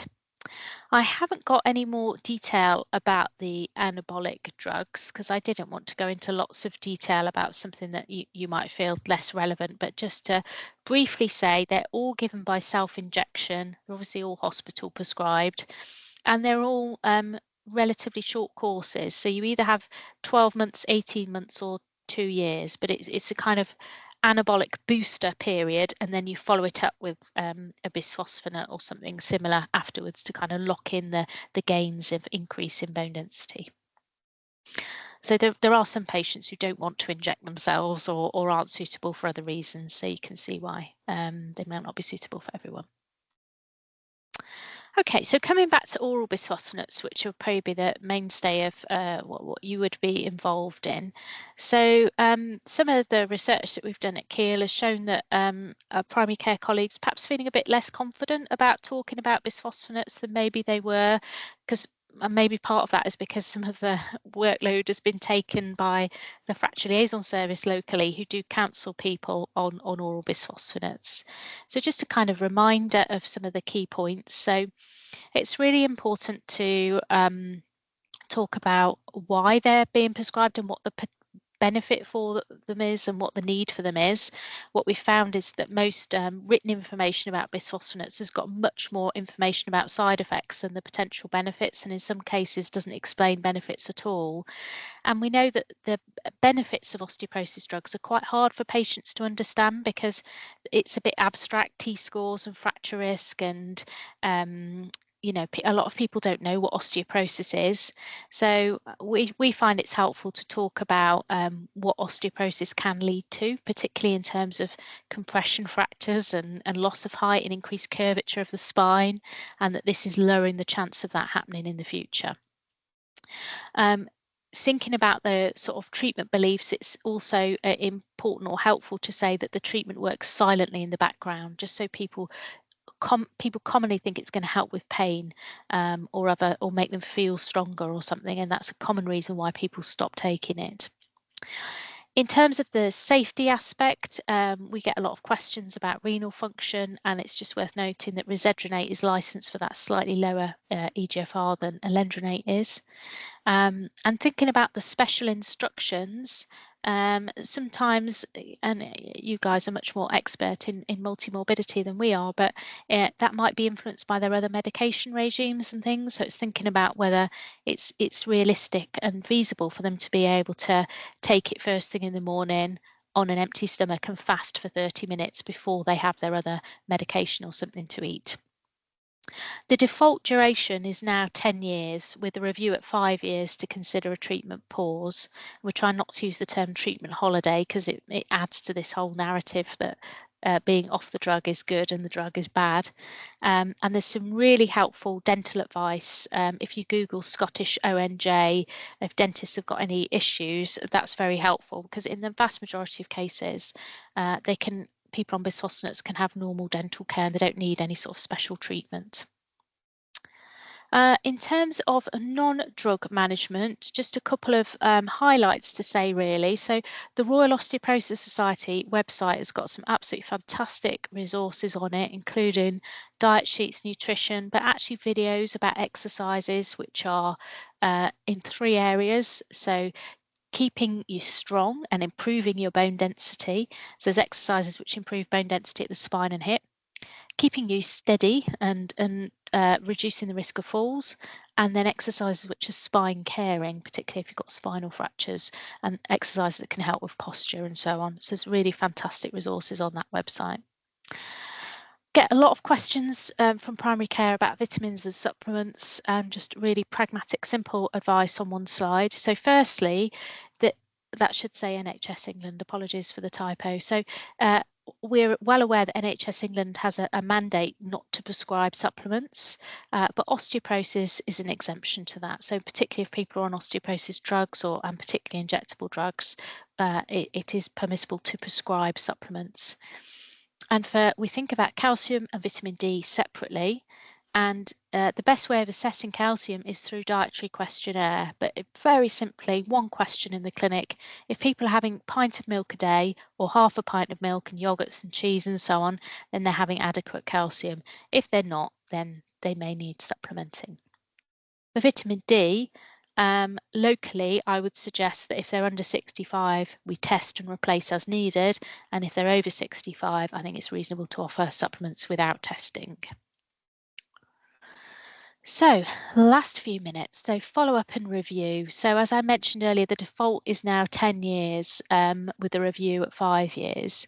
And this is just to reflect the fact that the majority of people do need 10 years treatment, although there are some exceptions. So indications for needing 10 years of oral bisphosphonates are being aged 70 and over when the bisphosphonates started, having a previous hip or spinal fracture, or being treated with corticosteroids. If they don't have any of those things, then we can be guided by their bone density scan at 5 years. And again, we can offer you that advice and guidance as part of the DEXA report locally. I just wanted to finish. I'm sorry, I have gone through this very quickly, but I thought it'd be better to leave time for questions. There's a couple of resources available to you. So on the National Osteoporosis Guideline Group website, towards the end, there's 2 sections which are designed particularly for primary care. So one is a frequently asked questions section, and the second are a list of review criteria for audit and quality improvement. And then the second thing I wanted to just share with you is that we've recently launched a website called Eero Hub, which is evidence resources for osteoporosis. And if you click onto the health and social care professional page here, so this is the home page, you click on health and social care on the left, and you'll be offered the option of the bite-sized clinical guides. And what we've done here is chop up clinical guidelines and just basically cut to the useful flow chart. So this is meant for all health professionals, not just primary care, but there are examples here which might be particularly useful in primary care. So we've actually got a link to the Scottish Dental ONJ guidance I mentioned earlier, and we've got the flowcharts that are easily accessible for 5 and 10 year bisphosphonate decisions as well. There are other things in there which you may or may not find helpful about bone treatment for breast cancer, prostate cancer, and steroid-induced osteoporosis as well. So, but it's worth having a look. And it's called bite size because it's not that there are links to the whole document there, but we've tried to just make the flow chart, the bottom line really easily accessible. Okay, so summary. So key changes in recent guidance of relevance for primary care is this whole concept of very high fracture risk and the importance of spinal fractures. So really for patients with vertebral fractures, we would suggest that you think about referral and or advice and guidance rather than necessarily just reaching to an oral bisphosphonate straight away. We've changed the shift of emphasis on for 10 years rather than 5 years of oral bisphosphonate treatment. It's not new, but it's not a key change, but it's an emphasis on the need to regularly review tolerance and adherence if you can. I appreciate everyone's resources are completely limited. Yeah, I haven't talked about denosumab cessation, but that was another element that was changed, and then the resources, which I've mentioned. So I will stop there because I think the questions will be much more helpful than me harping on. Okay, I'll stop sharing if I can.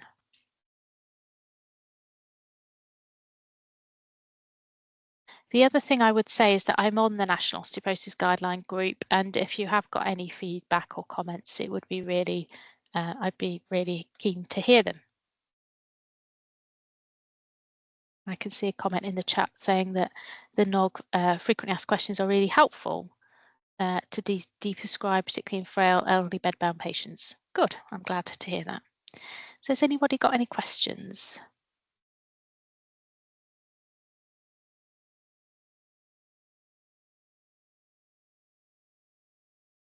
Stunned silence.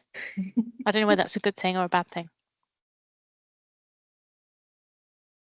I think there's just a lot of, there's a question there about 10 years or for you there about sort of DEXA scans repeating at the end of 10 years. Yeah, so it depends on a case by case really, and we're very happy to have advice and guidance. So yes, at 10 years they should be stopped. The usefulness of DEXA probably depends on the patient characteristics and to some extent their age, because DEXA becomes less helpful as people get very old because of you get osteoarthritis changes, which mean that the density readings are less reliable. So in somebody, for example, in their late 80s, 90s, who's had a fracture some years ago and has had a scan that showed osteoporosis some years ago, I would recommend stopping at 10 years and then 2 years after that, when they've had the if it's a alendronate, the break is 2 years, and then simply just restarting after 2 years, because you can assume that the clock has restarted then, because that scenario I've just painted, it's an elderly patient you already know has got osteoporosis and is going to be, you know, reasonably high risk. In somebody who was younger, then I think there can be value in doing DEXA at the beginning and end of the treatment break, but very happy to have advice and guidance on particular case scenarios. Next question is, if someone is requesting a break after 5 to 6 years, how long can they have it for? So if someone has a treatment break after 5 years of alendronate, the treatment break is 2 years duration and then reassess. For risedronate, it's just slightly shorter, 18 months, because it's got a shorter half-life. And then, as I've just said, after that treatment break, you can consider that the clock's kind of restarted really in terms of their treatment.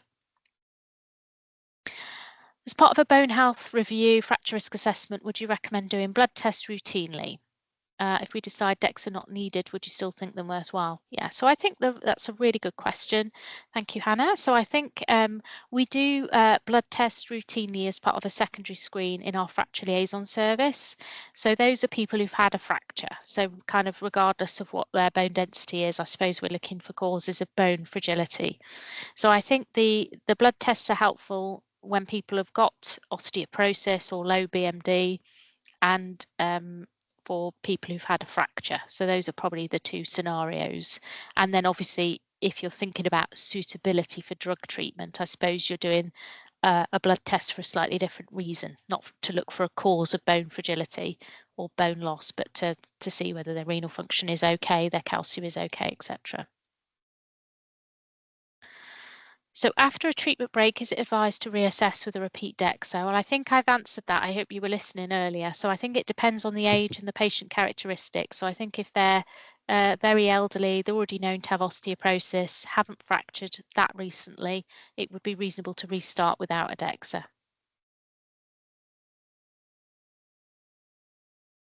Any other questions? Yeah. Yeah. Can I ask a question? Yeah. Yeah. It's Nick Aldridge here. We often Hi. get communications from A&E about people who say had an inversion injury and an avulsion fracture from the tip of the fibula, something like that. And it says, this patient has had a low trauma fracture. Please, can you refer them to the osteoporosis or for a DEXA scan? Which I'm not sure is correct. I wouldn't class some of those injuries as low trauma fractures necessarily. Yeah. What's your advice there? Yeah, no, I think you're right. I think if it's an avulsion injury, it's probably related to the mechanism of injury, isn't it, rather than bone fragility. So I think that's very reasonable. I mean, different fracture liaison services have got different boundaries as to who they see, and we are, we often go on the side of caution and perhaps cast the net a bit too wide in some cases. But I think for an avulsion injury, then yeah, I'd agree that doesn't. It's really those 5 key sites that I mentioned earlier. So it's distal radius, humerus, pelvis, spine, and hip, neck, and femur. Yeah, thank you.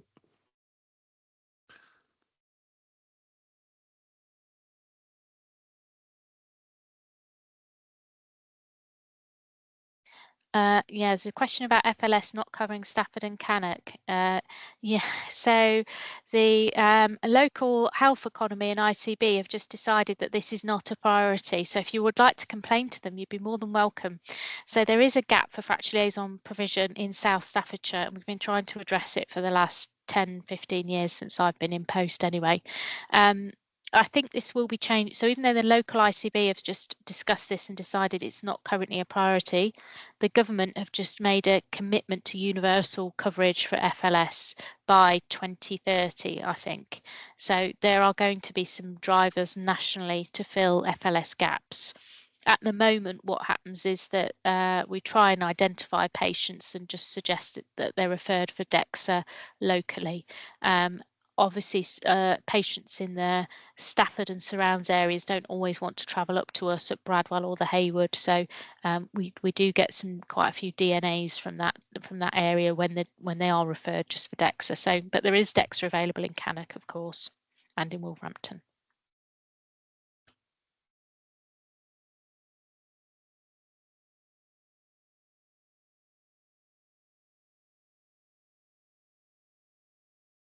I think the slot was still 3:30, if I'm right. So I'm imagining there's someone ready to take over.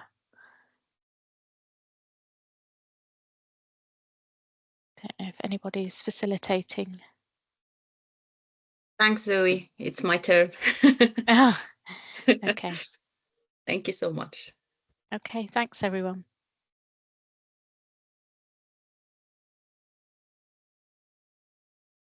It's got some microphone recuse take. Have we got Dr. Asma Shaban with conditions that can be managed in primary care, and then we're having gout updates, is that right? Yes, correct. Brilliant. Yep. So I will share my presentation.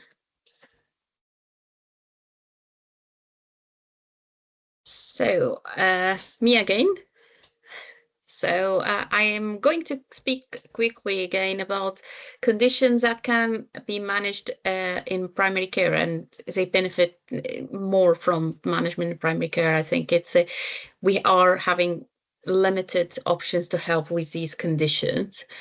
So obviously clinical emergencies like suspected coda equina, metastatic cord compression, spinal infection, septic arthritis, and I would just emphasize septic arthritis, any one joint red hot and swollen, it has to exclude septic arthritis. Obviously, if GCA with visual symptoms, I would say this is put as a mistake, but this is obviously we have to see them, so this is not should be here. I apologize for that. So that must be dealt as on the day as an emergency according to local pathway. But its only difference is if obviously if the patient of GCA with visual symptoms, that has to be referred straight away to emergency eye clinic, not us. Also, if the patient has suspected cancers, including bone malignancy, that requires, again, urgent referral as per 2-week pathway. I think this is have been a lot of discussion about fibromyalgia, and I would say that the fibromyalgia now it can be diagnosed by primary care. In primary care, there are diagnostic criteria. I put the link here for everyone, but it is there are diagnostic criteria. If the patient is fulfilling that criteria, they confirms the diagnosis of fibromyalgia. So unless if the patient you think that you are not sure and there might be an element of inflammatory arthritis or connective tissue disease, and there are symptoms that might suggest that, we are happy to see them to exclude other reasons. But if you think that no other reasons, and most of these patients would have a load of investigations done, a lot of blood tests, a lot of x-rays, all come back as normal. So fibromyalgia then can be confirmed diagnosed as a primary care. Investigations, again, the regular normal investigations would be done, and as we previously discussed, the rheumatoid factor is non-specific, even and now it's not on the system to request it, but even if you request it and they come back positive, that doesn't mean that the patient have rheumatoid arthritis actually, and you don't have to request it. I would say if you are suspicious of rheumatoid arthritis, I would go more for anti-CCP more than the rheumatoid factor. And the management of the fibromyalgia, it's mainly focused on non-pharmacological measures, and this is an issue that we have when we see the patients of fibromyalgia. So it's non-pharmacological mainly, and most of the studies now are literature are talking about the role of medications in the treatment of fibromyalgia, and most of them they found that there is no much evidence of beneficial effect of the pharmacological medications. I understand that it is difficult and challengeable to convince the patients that there is no medication to give to help with the aches and pains they have been struggling with, but they still can have the window to trying this medication to see if that is making any difference, especially people with severe pain, sleep disturbance, or mood disorders. So, and non-pharmacological treatment, there are the graded aerobic exercise. This can be referred to community physiotherapy, hydrotherapy, acupuncture, psychological therapy like CPT, mindfulness, pacing, sleep hygiene. We have also a leaflet from, I will share that at the end of my presentation. There is a leaflet from one of our colleagues at Haywood who do a classes of Tai Chi for people with fibromyalgia. I just contacted her recently and asked her if it's possible that you can refer the patient for her directly, and she kindly said that you can contact her, and then her number is on the leaflet if you had a patient, and then she can discuss if she can have available slot for them to accept them. Pharmacological treatment, again, options like amitriptyline, duloxetine, so neuromodulatory medication, pregabalin, can be helpful for symptom management. If the patient tried most of these options and still struggling, I would recommend refer them to the pain clinic, or alternatively, some of the primary care services are covered by Impact Team. So if they can be referred to Impact Team, which is MDT team, which which can really helpful and advice for those patients. Or as I said, alternatively would be pain clinic, because from our side we have limited other alternative from point of view for this pharmacological treatments. Again, work accommodation, maybe to consider fit note for workplace adaptation, is that support continued employment is very helpful for this kind of for these patients as well. Another common condition, I think, is very commonly sees them in the clinic, and we also had a referral for them, is people with a suspected hypermobility. So the hypermobility again can be diagnosed in the clinic. There is a criteria available. I will show that in the next slide.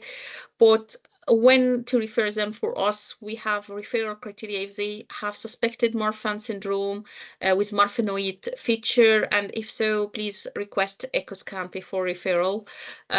Also, if the patient have a query classical or vascular ADS, and that is including again abnormal scars, if the patient give history of elastic skin, translucent skin, unusual bruising, or severe scoliosis.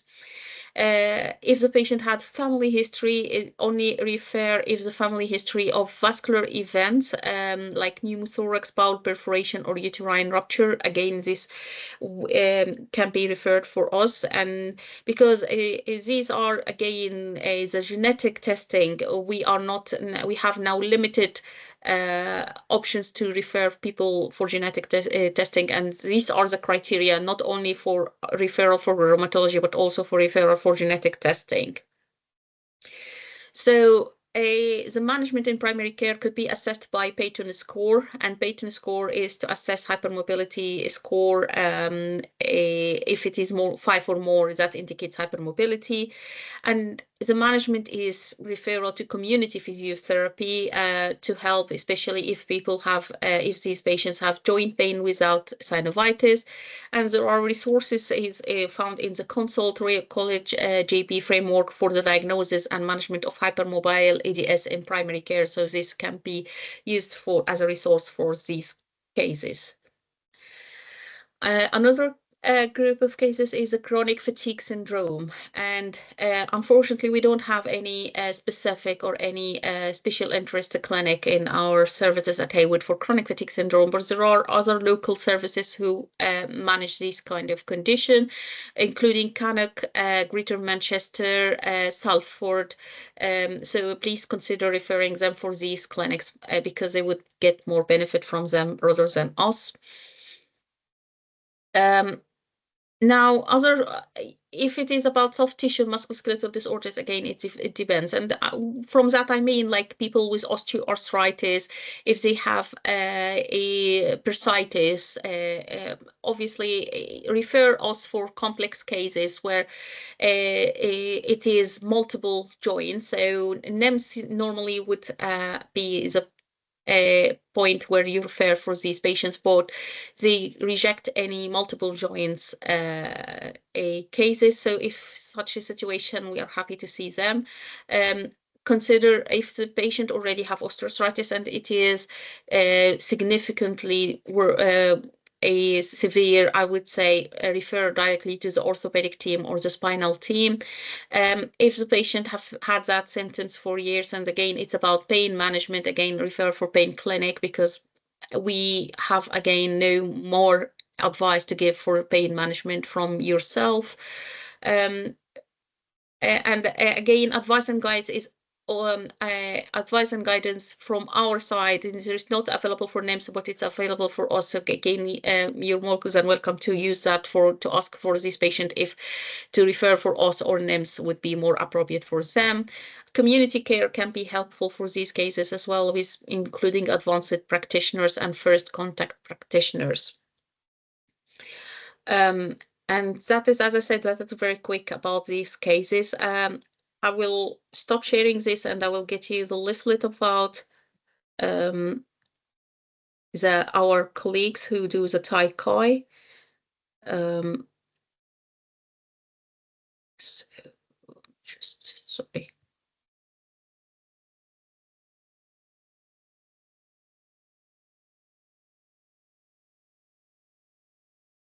Okay, so I think Dr. Dotta sent that now.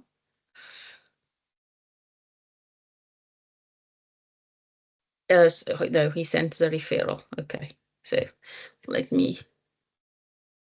So this is a community. Can you see my screen? Yes, we can. Yeah, so this is a community Taikai Qigong sessions. It's funded by Haywood Foundation, arranged by Haywood Foundation, and as I said, like they run in different areas and different venues. So these are free. Eight sessions are free, and down in this leaflet you can find the contact number of June and her email as well. So I will share this on as well on the chat, and I'm happy open for questions as well.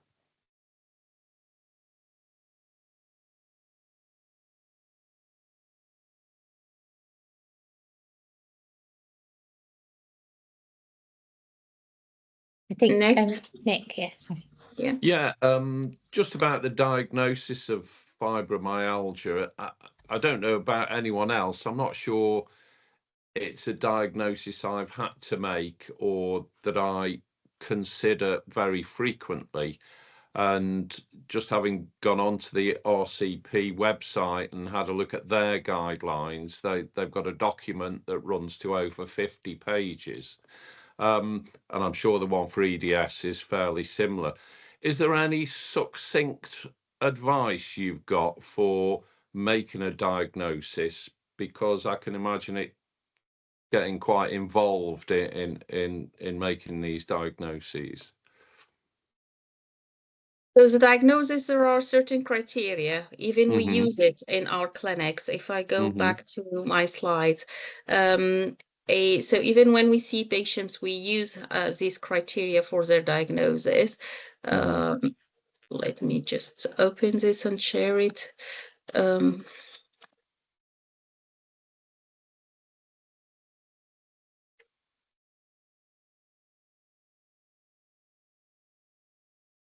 Okay, so if I share my screen.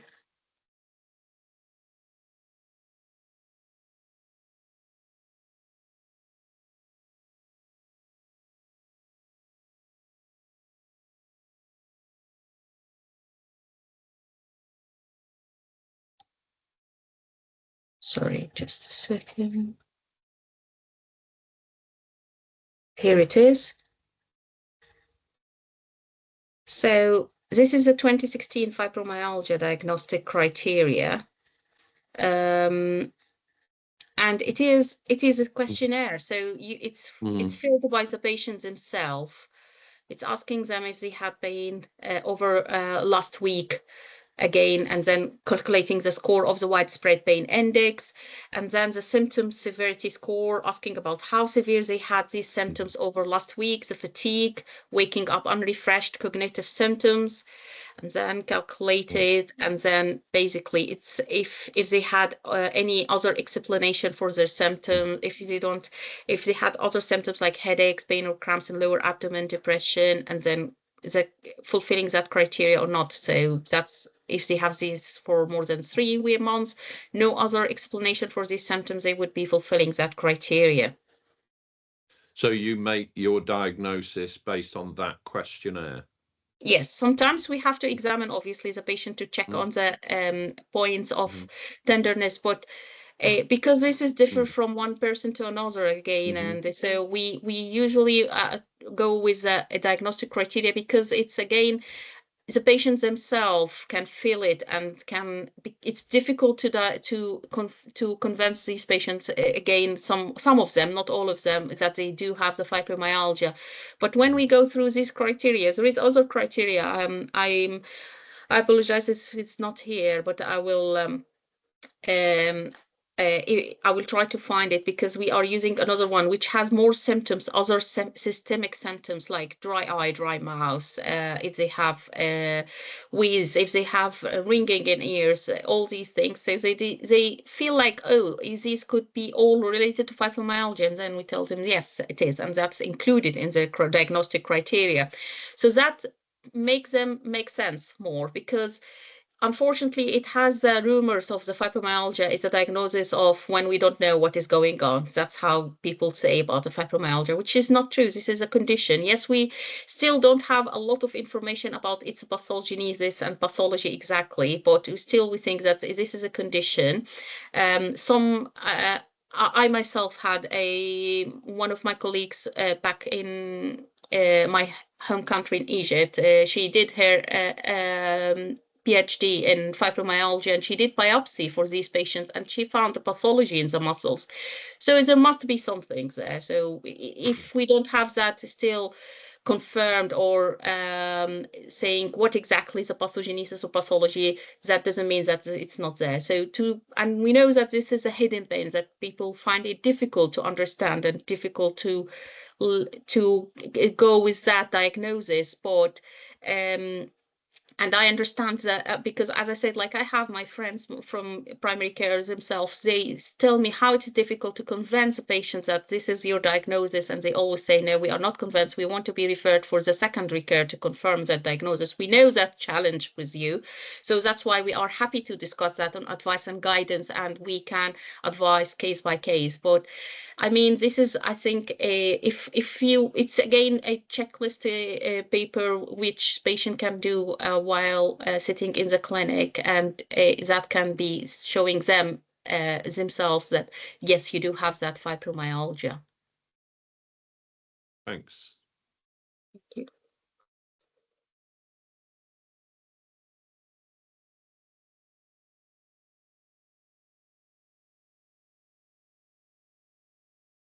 So how can I attach, can I ask quickly, how can I attach to the chat? I'm trying to do that. Just drop the file, and just drag the file and drop it into the chat. Okay. Because I tried that, it didn't go. Hi, Asma. It's not your PowerPoint slides that you're trying to share. No, it's a Word. Okay. It's not So going. have you got your shared drive open? You should be able to drag it and drop it in. Yeah, I'm trying. That's what I'm trying to do. It's not allowed. If you send it to Harry, then he might be able to do it for you. I don't know if Ajit, can you please kindly, if you can share the leaflet for the Tai Kai, June Promer.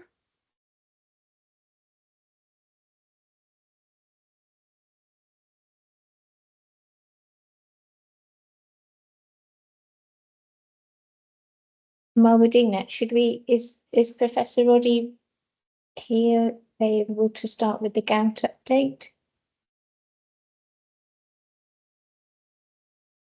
I don't think he's here yet, but if any questions for the whole day about any of the presentation, we are happy to discuss them on the rest of 10 minutes until Professor Roddy is with us. Okay. I think, Mark, thank you for attaching the diagnostic criteria to the chat. I don't know if everyone's seen that, so thank you, Mark. Yeah, thank you, Mark. Just whilst we're sort of just one thing that I omitted to mention in my presentation is that I think I put it on the slide though. I think we're seeing some referrals going across to external rheumatology providers. Medifer is one that's supposed to be explicitly mentioned. I guess that, and I'm not sure what's not necessarily just for rheumatology, it's for other specialties as well. Sheena, feel free to chip in if you want to. I guess the tricky thing from our end is that they sometimes go through to these other external rheumatology providers who often will not see the patient face-to-face. Consultations assessments done based on non-face-to-face consultations, which clearly have their own limitations. There are a whole range of diagnostics being done, and then sometimes the outcome is referred to a local rheumatology provider, and then we have to. This is making, I don't want to make sweeping generalizations, but then we have to sort of unpick things a little bit and often start from square one a little bit in terms of just thinking what's happening. So I presume some of this is being driven by perceived wait times. As I said in my earlier presentation, our wait times are actually very good now. So I think it would be preferable from our part either to seek advice and guidance directly from us or to refer directly to us. It can sometimes. Yeah, I sometimes think just I cause don't delays. think that's generated by us at all. That's patient led in my experience. Like, we don't encourage patients to go down that pathway, but I think it's a bit welcome to our world is that patients are doing this all the time. You know, the headlines are there that the NHS are broken and they're seeking alternatives. But yeah, we get this all the time. And sorry, for- Sheena, how much influence then would you as a GP then have on those choices then in Well, terms of it's- guiding them sort of, because, Yeah, sorry to interrupt. they've done it. They've usually done it without even talking to us first. They've usually done it, and the first we hear about it is when we get the letter, as you say, from a private provider, you know, of some kind, saying you now need to refer to us, and we're sort of.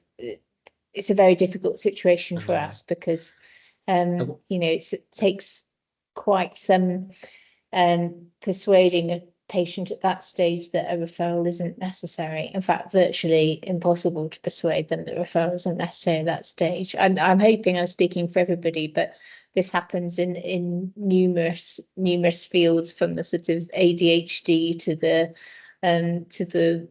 weight loss to the rheumatology, to all sorts of things. So I think it is just or even just they go for some kind of you know, advanced well-being sort of blood test check, and the advice on that is always to generate another referral. It's really it's a big problem. Again, I'll be guided by you, Sheena, and other colleagues. But you know, at the point when a rheumatology referral is decided on right at the start, so that's they've just had that GP consult, and the outcome is we'll do a rheumatology referral. At that point, is it possible to preemptively say to them that the strong steer would be to actually pick a local rheumatology provider rather than going down? So even before they've sort of got to the bit where they're choosing, or am I just simplifying things too much there? As far as I'm aware, we would always refer to somebody locally. I think this is the patient led, because these not private providers, or I misunderstood. Actually, do you want to comment in terms of? I mean, these are private providers. I mean, I think I don't know but how they get the option of choosing them. Sorry, when Sheena, are they you saying refer that into the rheumatology. patients have independently gone directly to the private provider without going through to the GP? Is that what you're saying? Sorry, is that or? I'm thinking that's probably what's happened. Yes. Okay. Would anyone else like to add to their conversation? Because I suspect they're doing that through. So those companies are just accepting patients going directly to them. Okay, fair enough. In which case, there's nothing you can do. Yeah. Fine. Anyway, just to add, it's just it is a bit of a challenge because the patients tend to go across to Halesowen to have the MRI scan and to Derby to have the ultrasound, and then we can't get sight of either of those reports. Then it's always a problem. Okay. Something's beyond our control, then it seems. But yeah, but it's just to let you know from our perspective the challenges with that. So. Sorry, yeah, Nick, just to support what Sheena was saying. Yeah, this is generally patient-led, and our default is to always refer to a local NHS provider. That's my experience anyway, and I'm sure I'm speaking on behalf of most GPs. Fair enough. Yeah. Yes, because from our point of view, if they did end up being on something, we obviously want a shared care agreement with a local rheumatologist. We would never want them to be out of area, but I think they are generating that themselves. That's fine. Yeah. So I wasn't sure if the GP was involved in any of that process around sort of where they're going and sort of, but it sounds like not completely. It's just they're just doing it on their own back. So that's yeah. That's fine. Okay, thank you.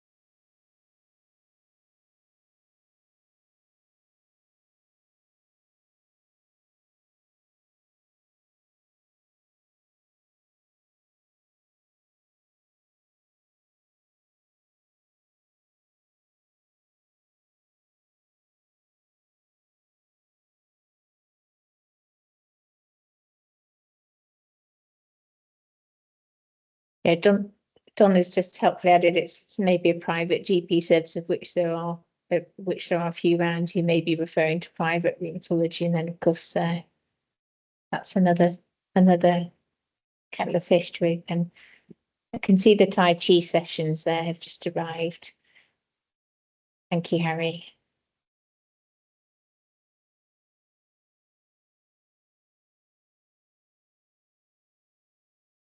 Can I just take this opportunity that we will put a QR code up towards the end. If Professor Roddy isn't quite here yet, Harry, I wonder if you'd be able to put it in the chat now so that people would have a chance to give us some feedback. We do really appreciate feedback on these sessions. It is now in April, it'll be a year since we took them over, and we're trying to give you a variety of subjects that are relevant to everyone. So there's the survey link actually has gone up, so it's a direct link there. So if you want to just take the opportunity to do that, we're waiting for Dr. Roddy. I'd be really grateful. We read all of the comments and we act on them. So thank you very much. I'm here. Oh, brilliant. Oh, fantastic. Sorry, I was taking up your valuable time. No, don't worry. I don't think we've quite ticked around 4 o'clock, so you're okay. I'll let you take the floor. I was just taking advantage of a spare minute. Sorry there. Yeah, no problem. That's fine, Sheena. So it's 4 o'clock, so bang on time. So nice to be here. My name's Ed Roddy, and I'm a Professor of Rheumatology at Keele University and an honorary consultant rheumatologist at the Hayward Hospital in Stoke-on-Trent with MPFT. So I've been asked to give an update on gout, and what I thought I would do, because I guess the biggest event in gout over the last few years has been the publication of the NICE gout guideline, the first NICE gout guideline, which was published in 2022. And I don't think there's been many really sort of big news updates since then. So what I thought I would do is try in about 15 minutes to go through the guideline, because I honestly don't know how far it's reached and whether people are familiar with it. And then that should leave us hopefully with around 15 minutes, 10 to 15 minutes to take questions, because I know gout is a topic that people when I've spoken to GPs before, it's quite often a topic that people have quite specific questions on. So I'm happy to take questions on clinical conundrums and guidance about particular issues that you may feel useful, rather than me assume what I think you might find useful. So I'll start by summarising the guideline. So I shall attempt to share my slides.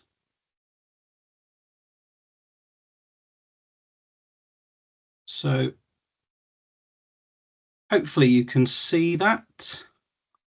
It's not in slideshow yet. No, but you can see it at least. Yeah, brilliant. Right, so I will put it in slideshow, I hope. Yeah, there we go. Perfect. So I'm going to talk about the NICE guideline, which, as I said, was published 3 years ago, and it's a guideline for both the diagnosis and management of gout. My disclosures with regard to this topic are that I was a clinical topic advisor to the NICE Gout Guideline Committee, and also I co-authored several studies included in the guideline, which we undertook at Keele. So I just wanted to highlight to you, I mean, the names don't matter, I suppose, but just the fact that this was a multidisciplinary guideline panel, like so many of NICE's guideline panels are. So we have rheumatologists, GPs, nephrologists, representatives from pharmacy and nursing, as well as 2 lay people with gout. And we also had co-opted members for particular research questions from clinical questions from orthopedics and dietetics, supported by an army of people from the NICE guideline development team. So why do we need a NICE gout guideline? Because, you know, gout's been around for centuries, and, you know, it's often not that difficult on paper, at least. Well, we know it's a common condition. It affects 2.5% of adults in the UK, so that's 1 in 40 people. And of course, it causes severe pain and disability. So flares of gout are exceedingly painful. They cause severe joint pain, swelling and inflammation.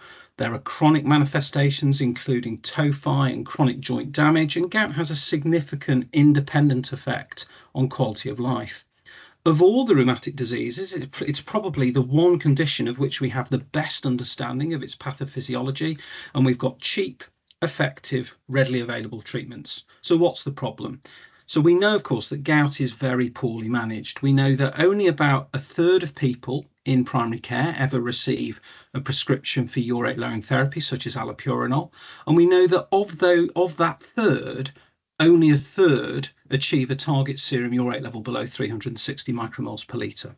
However, suboptimal management is not restricted to GPs. Rheumatologists are no better, I would say.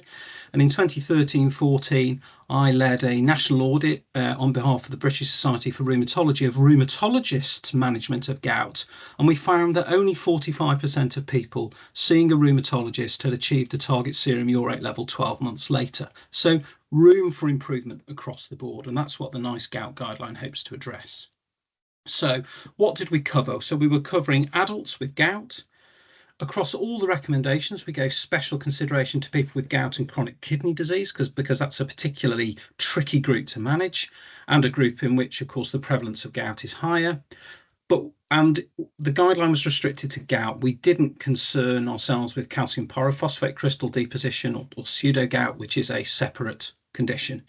And across the whole guideline, we considered all settings where NHS healthcare is provided or commissioned. So that includes primary care, secondary care, and indeed tertiary care.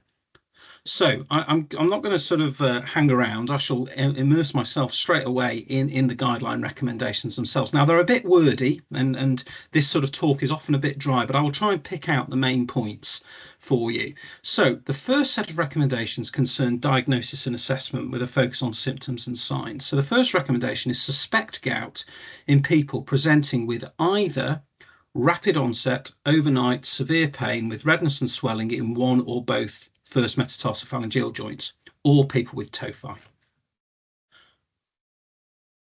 So in those groups of people, you would suspect gout strongly. In people who have similar symptoms, severe pain, redness and swelling, rapid onset, often overnight, in joints other than the first MTP joint, so for example, midfoot, ankle, knee, hand, wrist, elbow, you would consider gout, but you'd suspect it less strongly than if it was the first MTP. You should consider other differential diagnoses, so assess the possibility of septic arthritis, pyrophosphate crystal deposition or pseudogout, or an inflammatory arthritis in people presenting with a painful red swollen joint. And if septic arthritis is suspected, you would refer immediately according to your local care pathway, whatever that is. And you should also consider chronic gouty arthritis in people presenting with chronic inflammatory joint pain. And if you suspect gout, not surprisingly, you need to take a history and carry out a physical examination. So no surprises there. So I don't think there's anything too controversial under diagnosis, so I shall move swiftly on. So that's clinical diagnosis. We now move on to investigations. So this recommendation is about serum urate level. So first of all, the recommendation is that you should measure the serum urate level in people with symptoms and signs of gout to confirm the clinical diagnosis, and you're looking for a serum urate level of above 360 micromoles per litre. If the serum urate level is below that and the patient is currently having a flare of gout and you strongly suspect gout, so the low result is surprising, then you should repeat the serum urate level at least 2 weeks after the flare has settled, because we know that serum urate actually often drops during a flare of gout, much in the same way as things like hemoglobin and albumin do, at the same time as things like ESR and CRP and white cell count are going up. If you're uncertain about the diagnosis, having assessed the clinical presentation and measured the serum urate level, you could consider joint aspiration and microscopy of synovial fluid. And if you can't aspirate the joint or the diagnosis still remains certain, then you can consider imaging, which is often of limited value, but sometimes imaging with X-ray, ultrasound, or dual energy CT, which is a new type of computed tomography with specific utility for gout. They can be considered as well, though I accept that these last two recommendations about aspiration and imaging are perhaps more relevant to secondary care. So moving on to information provision. So as I've mentioned suboptimal management, and we know that one of the key reasons why gout is poorly managed, why patients often don't adhere to treatment, is because of poor understanding and poor information provision. And this often arises, of course, from patient misunderstanding and actually often poor knowledge about gout or inaccurate knowledge of gout from healthcare professionals. So people with gout should be provided with tailored information at the time of diagnosis and during subsequent follow-up appointments. So it's an ongoing process. And we should explain what the symptoms and signs of gout are, what causes it, explain that without intervention, the disease will progress because high levels of urate in the blood lead to the formation of new urate crystals. We need to give them an individualized, personalized explanation of why they've got gout. So explain their individual risk factors, which might include genetics, might include excess body weight or obesity, any medicines such as diuretics that they're taking, and their comorbidities, particularly chronic kidney disease and hypertension. Educate them about how to manage flares and what options are available to do so.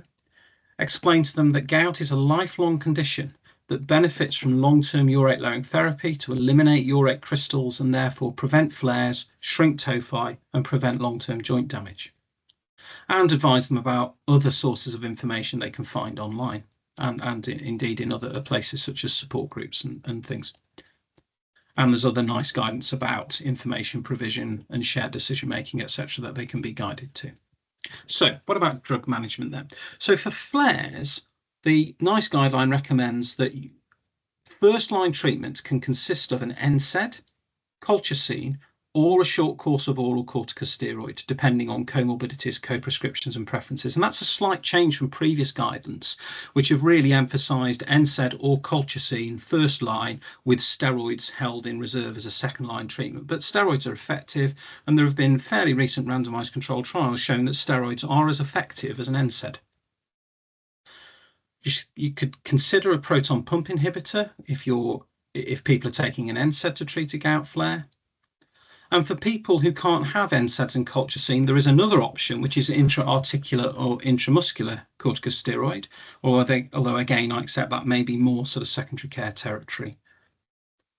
And there is evidence to support the effectiveness of biologic drugs to treat gout flares, particularly interleukin-1 inhibitors. These are not used commonly in clinical practice, and the recommendation is that these should only be used when people can't have NSAIDs, colchicine or corticosteroids, or don't tolerate them, or they don't work. And obviously, to give a biologic drug for gout would need referral to rheumatology, although we don't have routine access to these drugs either.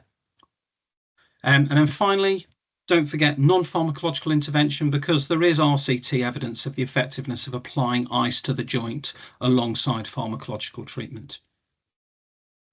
So what should you do after a flare? So you should consider a follow-up appointment in order to measure the serum urate level after the flare, provide information about gout, as we talked about a couple of slides ago, and how to self-manage and reduce the risk of future flares, assess lifestyle and comorbidities, including cardiovascular risk factors and chronic kidney disease, and review medications and discuss the risks and benefits of long-term urate lowering therapy. In terms of what to say about diet and lifestyle, of course, diet and gout are sort of intrinsically linked in people's minds, and there's lots of misconceptions. And in fact, the evidence that altering your diet influences the severity or the control of your gout is next to none. Patients, of course, are often very interested in individual food types and are trying to find that holy grail of that one type of food that they can exclude that will stop them from having gout again. So it's important to explain to people with gout that there's not enough evidence to show that any specific diet is helpful, either to prevent flares or lower urate levels, and advise them to follow a healthy, balanced diet. However, if people drink excess alcohol or they're overweight or obese, you can advise them that that might exacerbate gout flares or symptoms of gout. So the mainstay of gout is, of course, gout treatment is, of course, long-term urate lowering therapy to suppress the urate level. So the NICE guideline as a central tenet recommends treat to target treatment of gout, which I will come back to over the next couple of slides. So in terms of which people should be offered urate lowering therapy, so urate lowering therapy should definitely be offered to people who have multiple or troublesome flares, people who have CKD stages 3 to 5, people taking diuretics, people who have tophi, and people who have chronic gouty arthritis. However, the NICE guideline goes further and says that urate lowering therapy using a treat to target strategy should be offered to all people with gout, even if they're not in those 5 groups listed in the first recommendation here.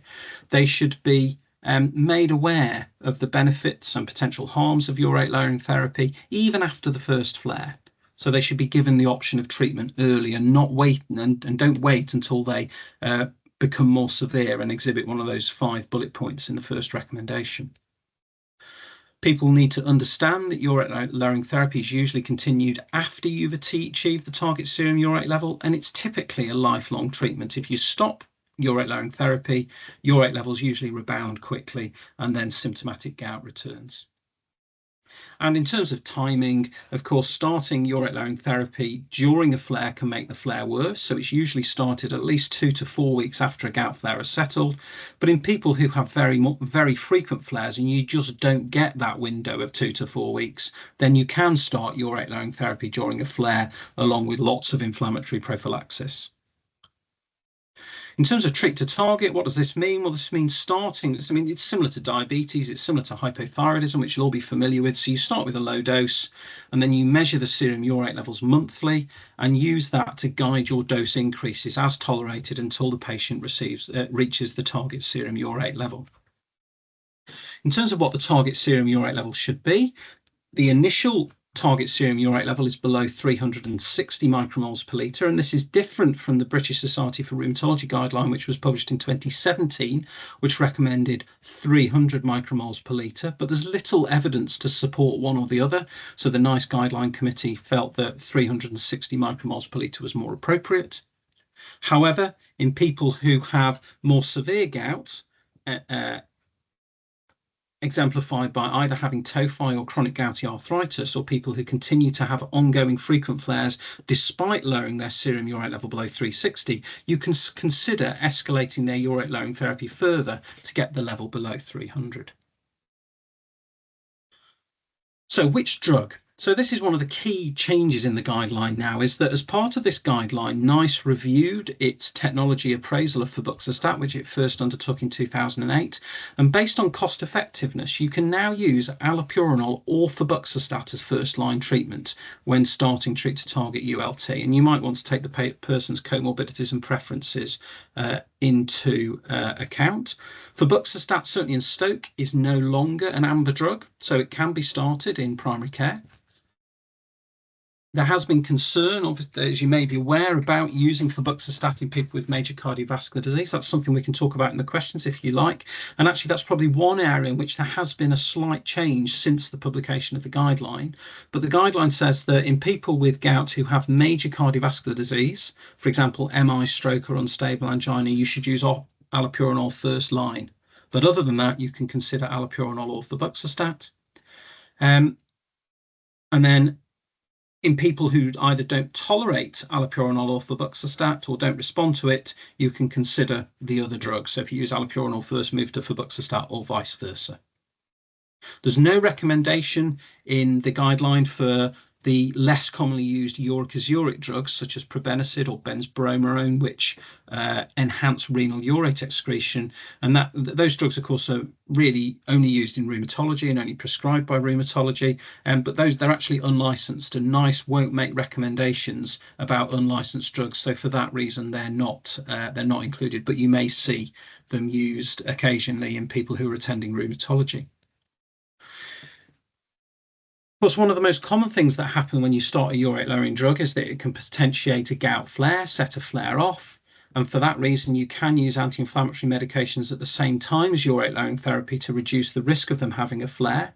So the guideline recommends that people with gout who are starting ULT or having the dose up titrated should be made aware of the benefits and risks of taking other medications to prevent gout flares. And for people who choose to have treatment to prevent gout flares alongside their urate lowering therapy, you would offer colchicine as the first line treatment while the target serum urate level is being reached. If they can't have colchicine for whatever reason, you could consider low dose NSAID or low dose steroid even. And in people having NSAID or steroid for prophylaxis, you could consider adding a proton pump inhibitor depending on the patient's individual profile. And again, there is evidence to suggest to support interleukin-1 inhibitors for this indication, but that's not routinely available. It's not something I've ever done. But I guess if that was considered a possibility, the person would need to be referred to rheumatology.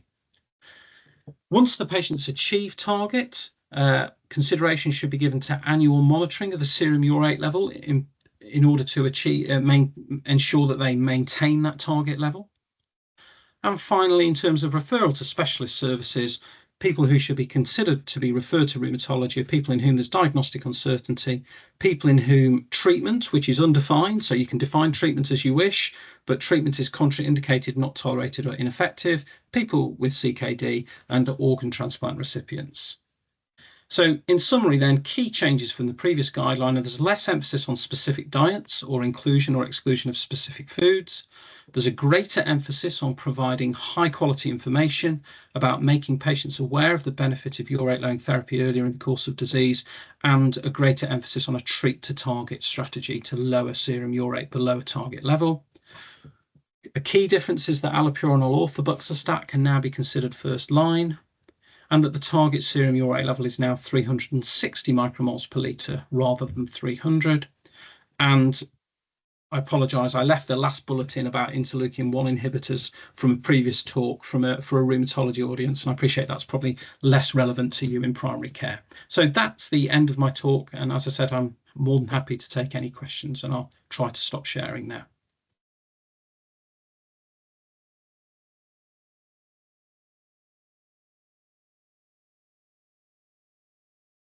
So any questions, anybody? Is there some? I'll open the chat. I don't know if there's anything in the chat there.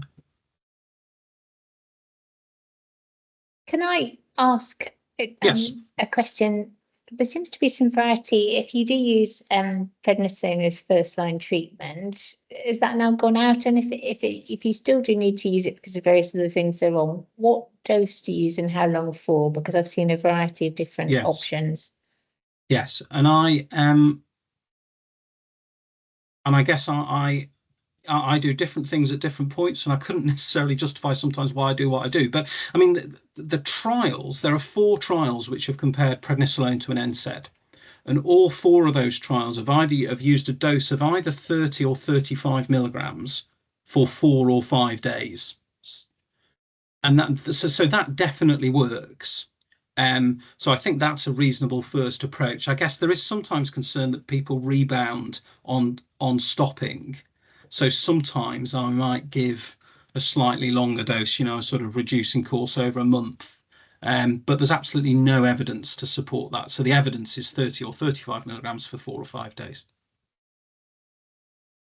I hope does that answer your question, Sheena? Yes, it does. Yeah, and there's a couple in the chat actually as well. So the first question in the chat is, why is the urate target level more important than treating until the patient is having longer episodes? So the importance of this is really answered by thinking about what's happening in the joint. Think about the biology. So this patient has crystals inside their joint, And sometimes people think that you get gout because you form a new crystal. So you form new crystals, and it's the formation of those new crystals that precipitate a flare. And actually, we know that that's not the case. Actually, we know that crystals persist between flares, and often crystals, most of the time, flares occur because of existing crystals, not because of new crystals being formed. So actually, of course, the aim of treatment to target urate level therapy is to lower the urate level below the target. And once you've lowered the urate level below the target, the patient stops making new crystals, and then over time, their existing crystals will dissolve and eventually disappear altogether. So at that point, you've effectively cured the patient. You've removed the causative agent from the joints, although you would need to maintain treatments, and then people need to stay on treatment to keep the urate level down. The problem is that with just waiting until the patient is no longer having episodes, is that patients often see some improvement as the urate level's coming down before they reach target.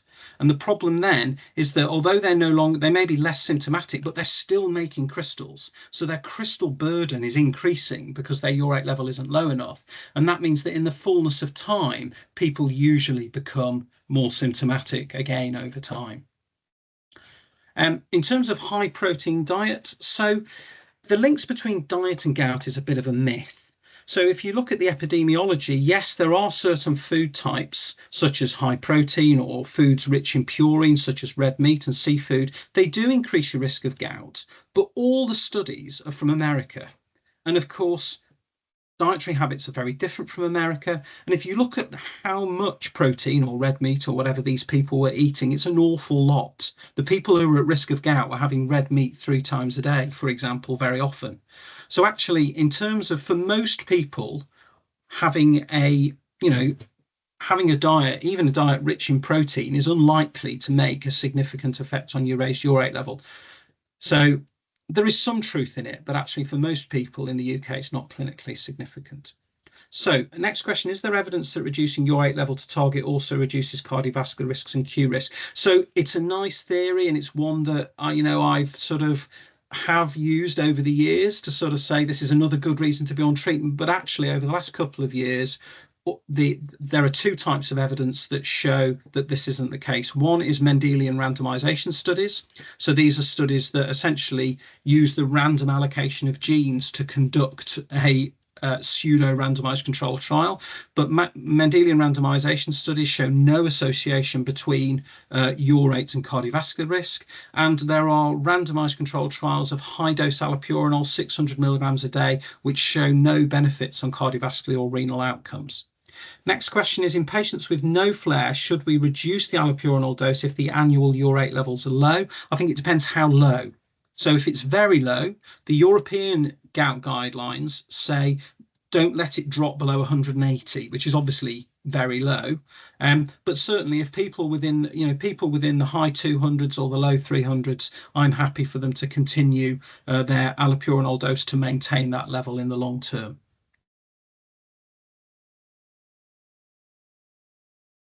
So I hope that answers that question.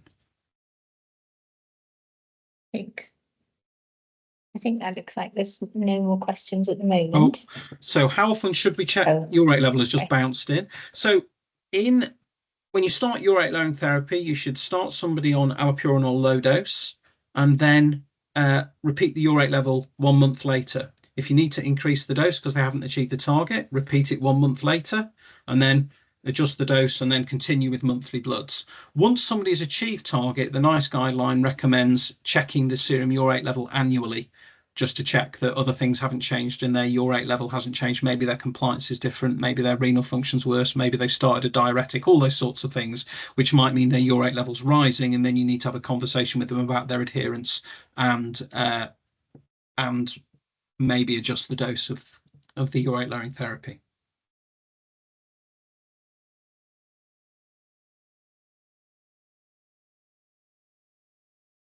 How long to cover with NSAIDs colchicine when starting titrating up the allopurinol? That's a really good question, and I guess the answer really to that is how long is a piece of string. I think as a minimum, I mean, the first thing to say is I don't always do it. And in fact, actually, I probably do it less than lots of rheumatologists. And I think the most important thing is what you tell the patient.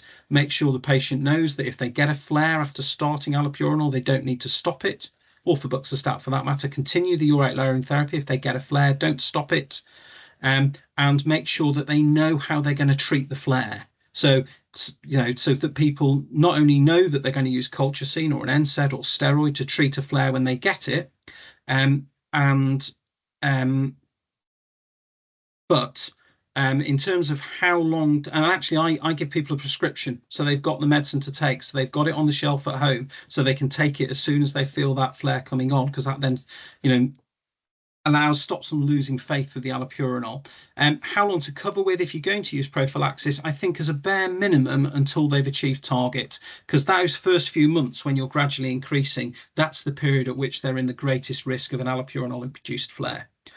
And then there's also a question about any need to consider statin if patient has high Q risk. I mean, that is just part of cardiovascular disease management, which you all know lots more about than I do.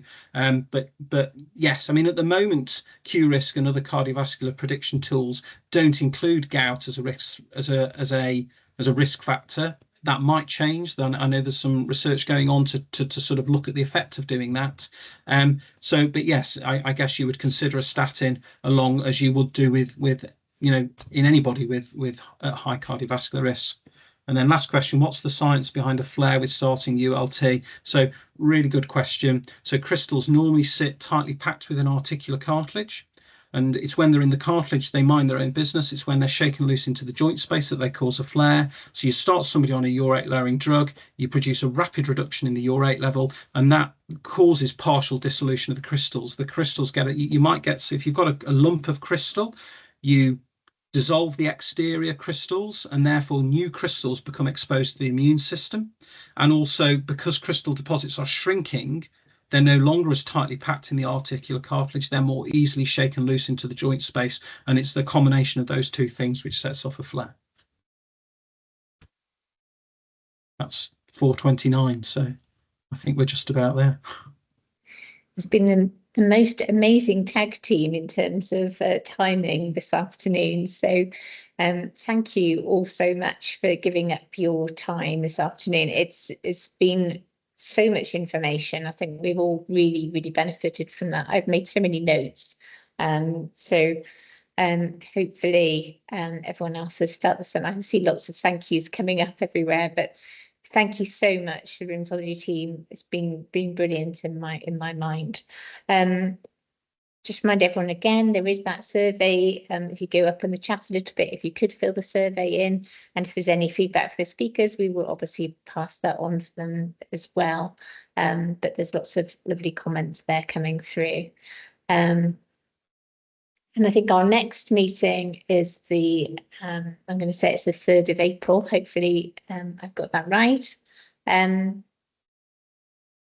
don't know if anyone else has got anything else to say, but I think we'll obviously capture all these lovely comments for you and pass them on. But thank you, team. Thank you. Thank you. Thank you. Thank you. Thank you. Okay, bye. Bye. Bye.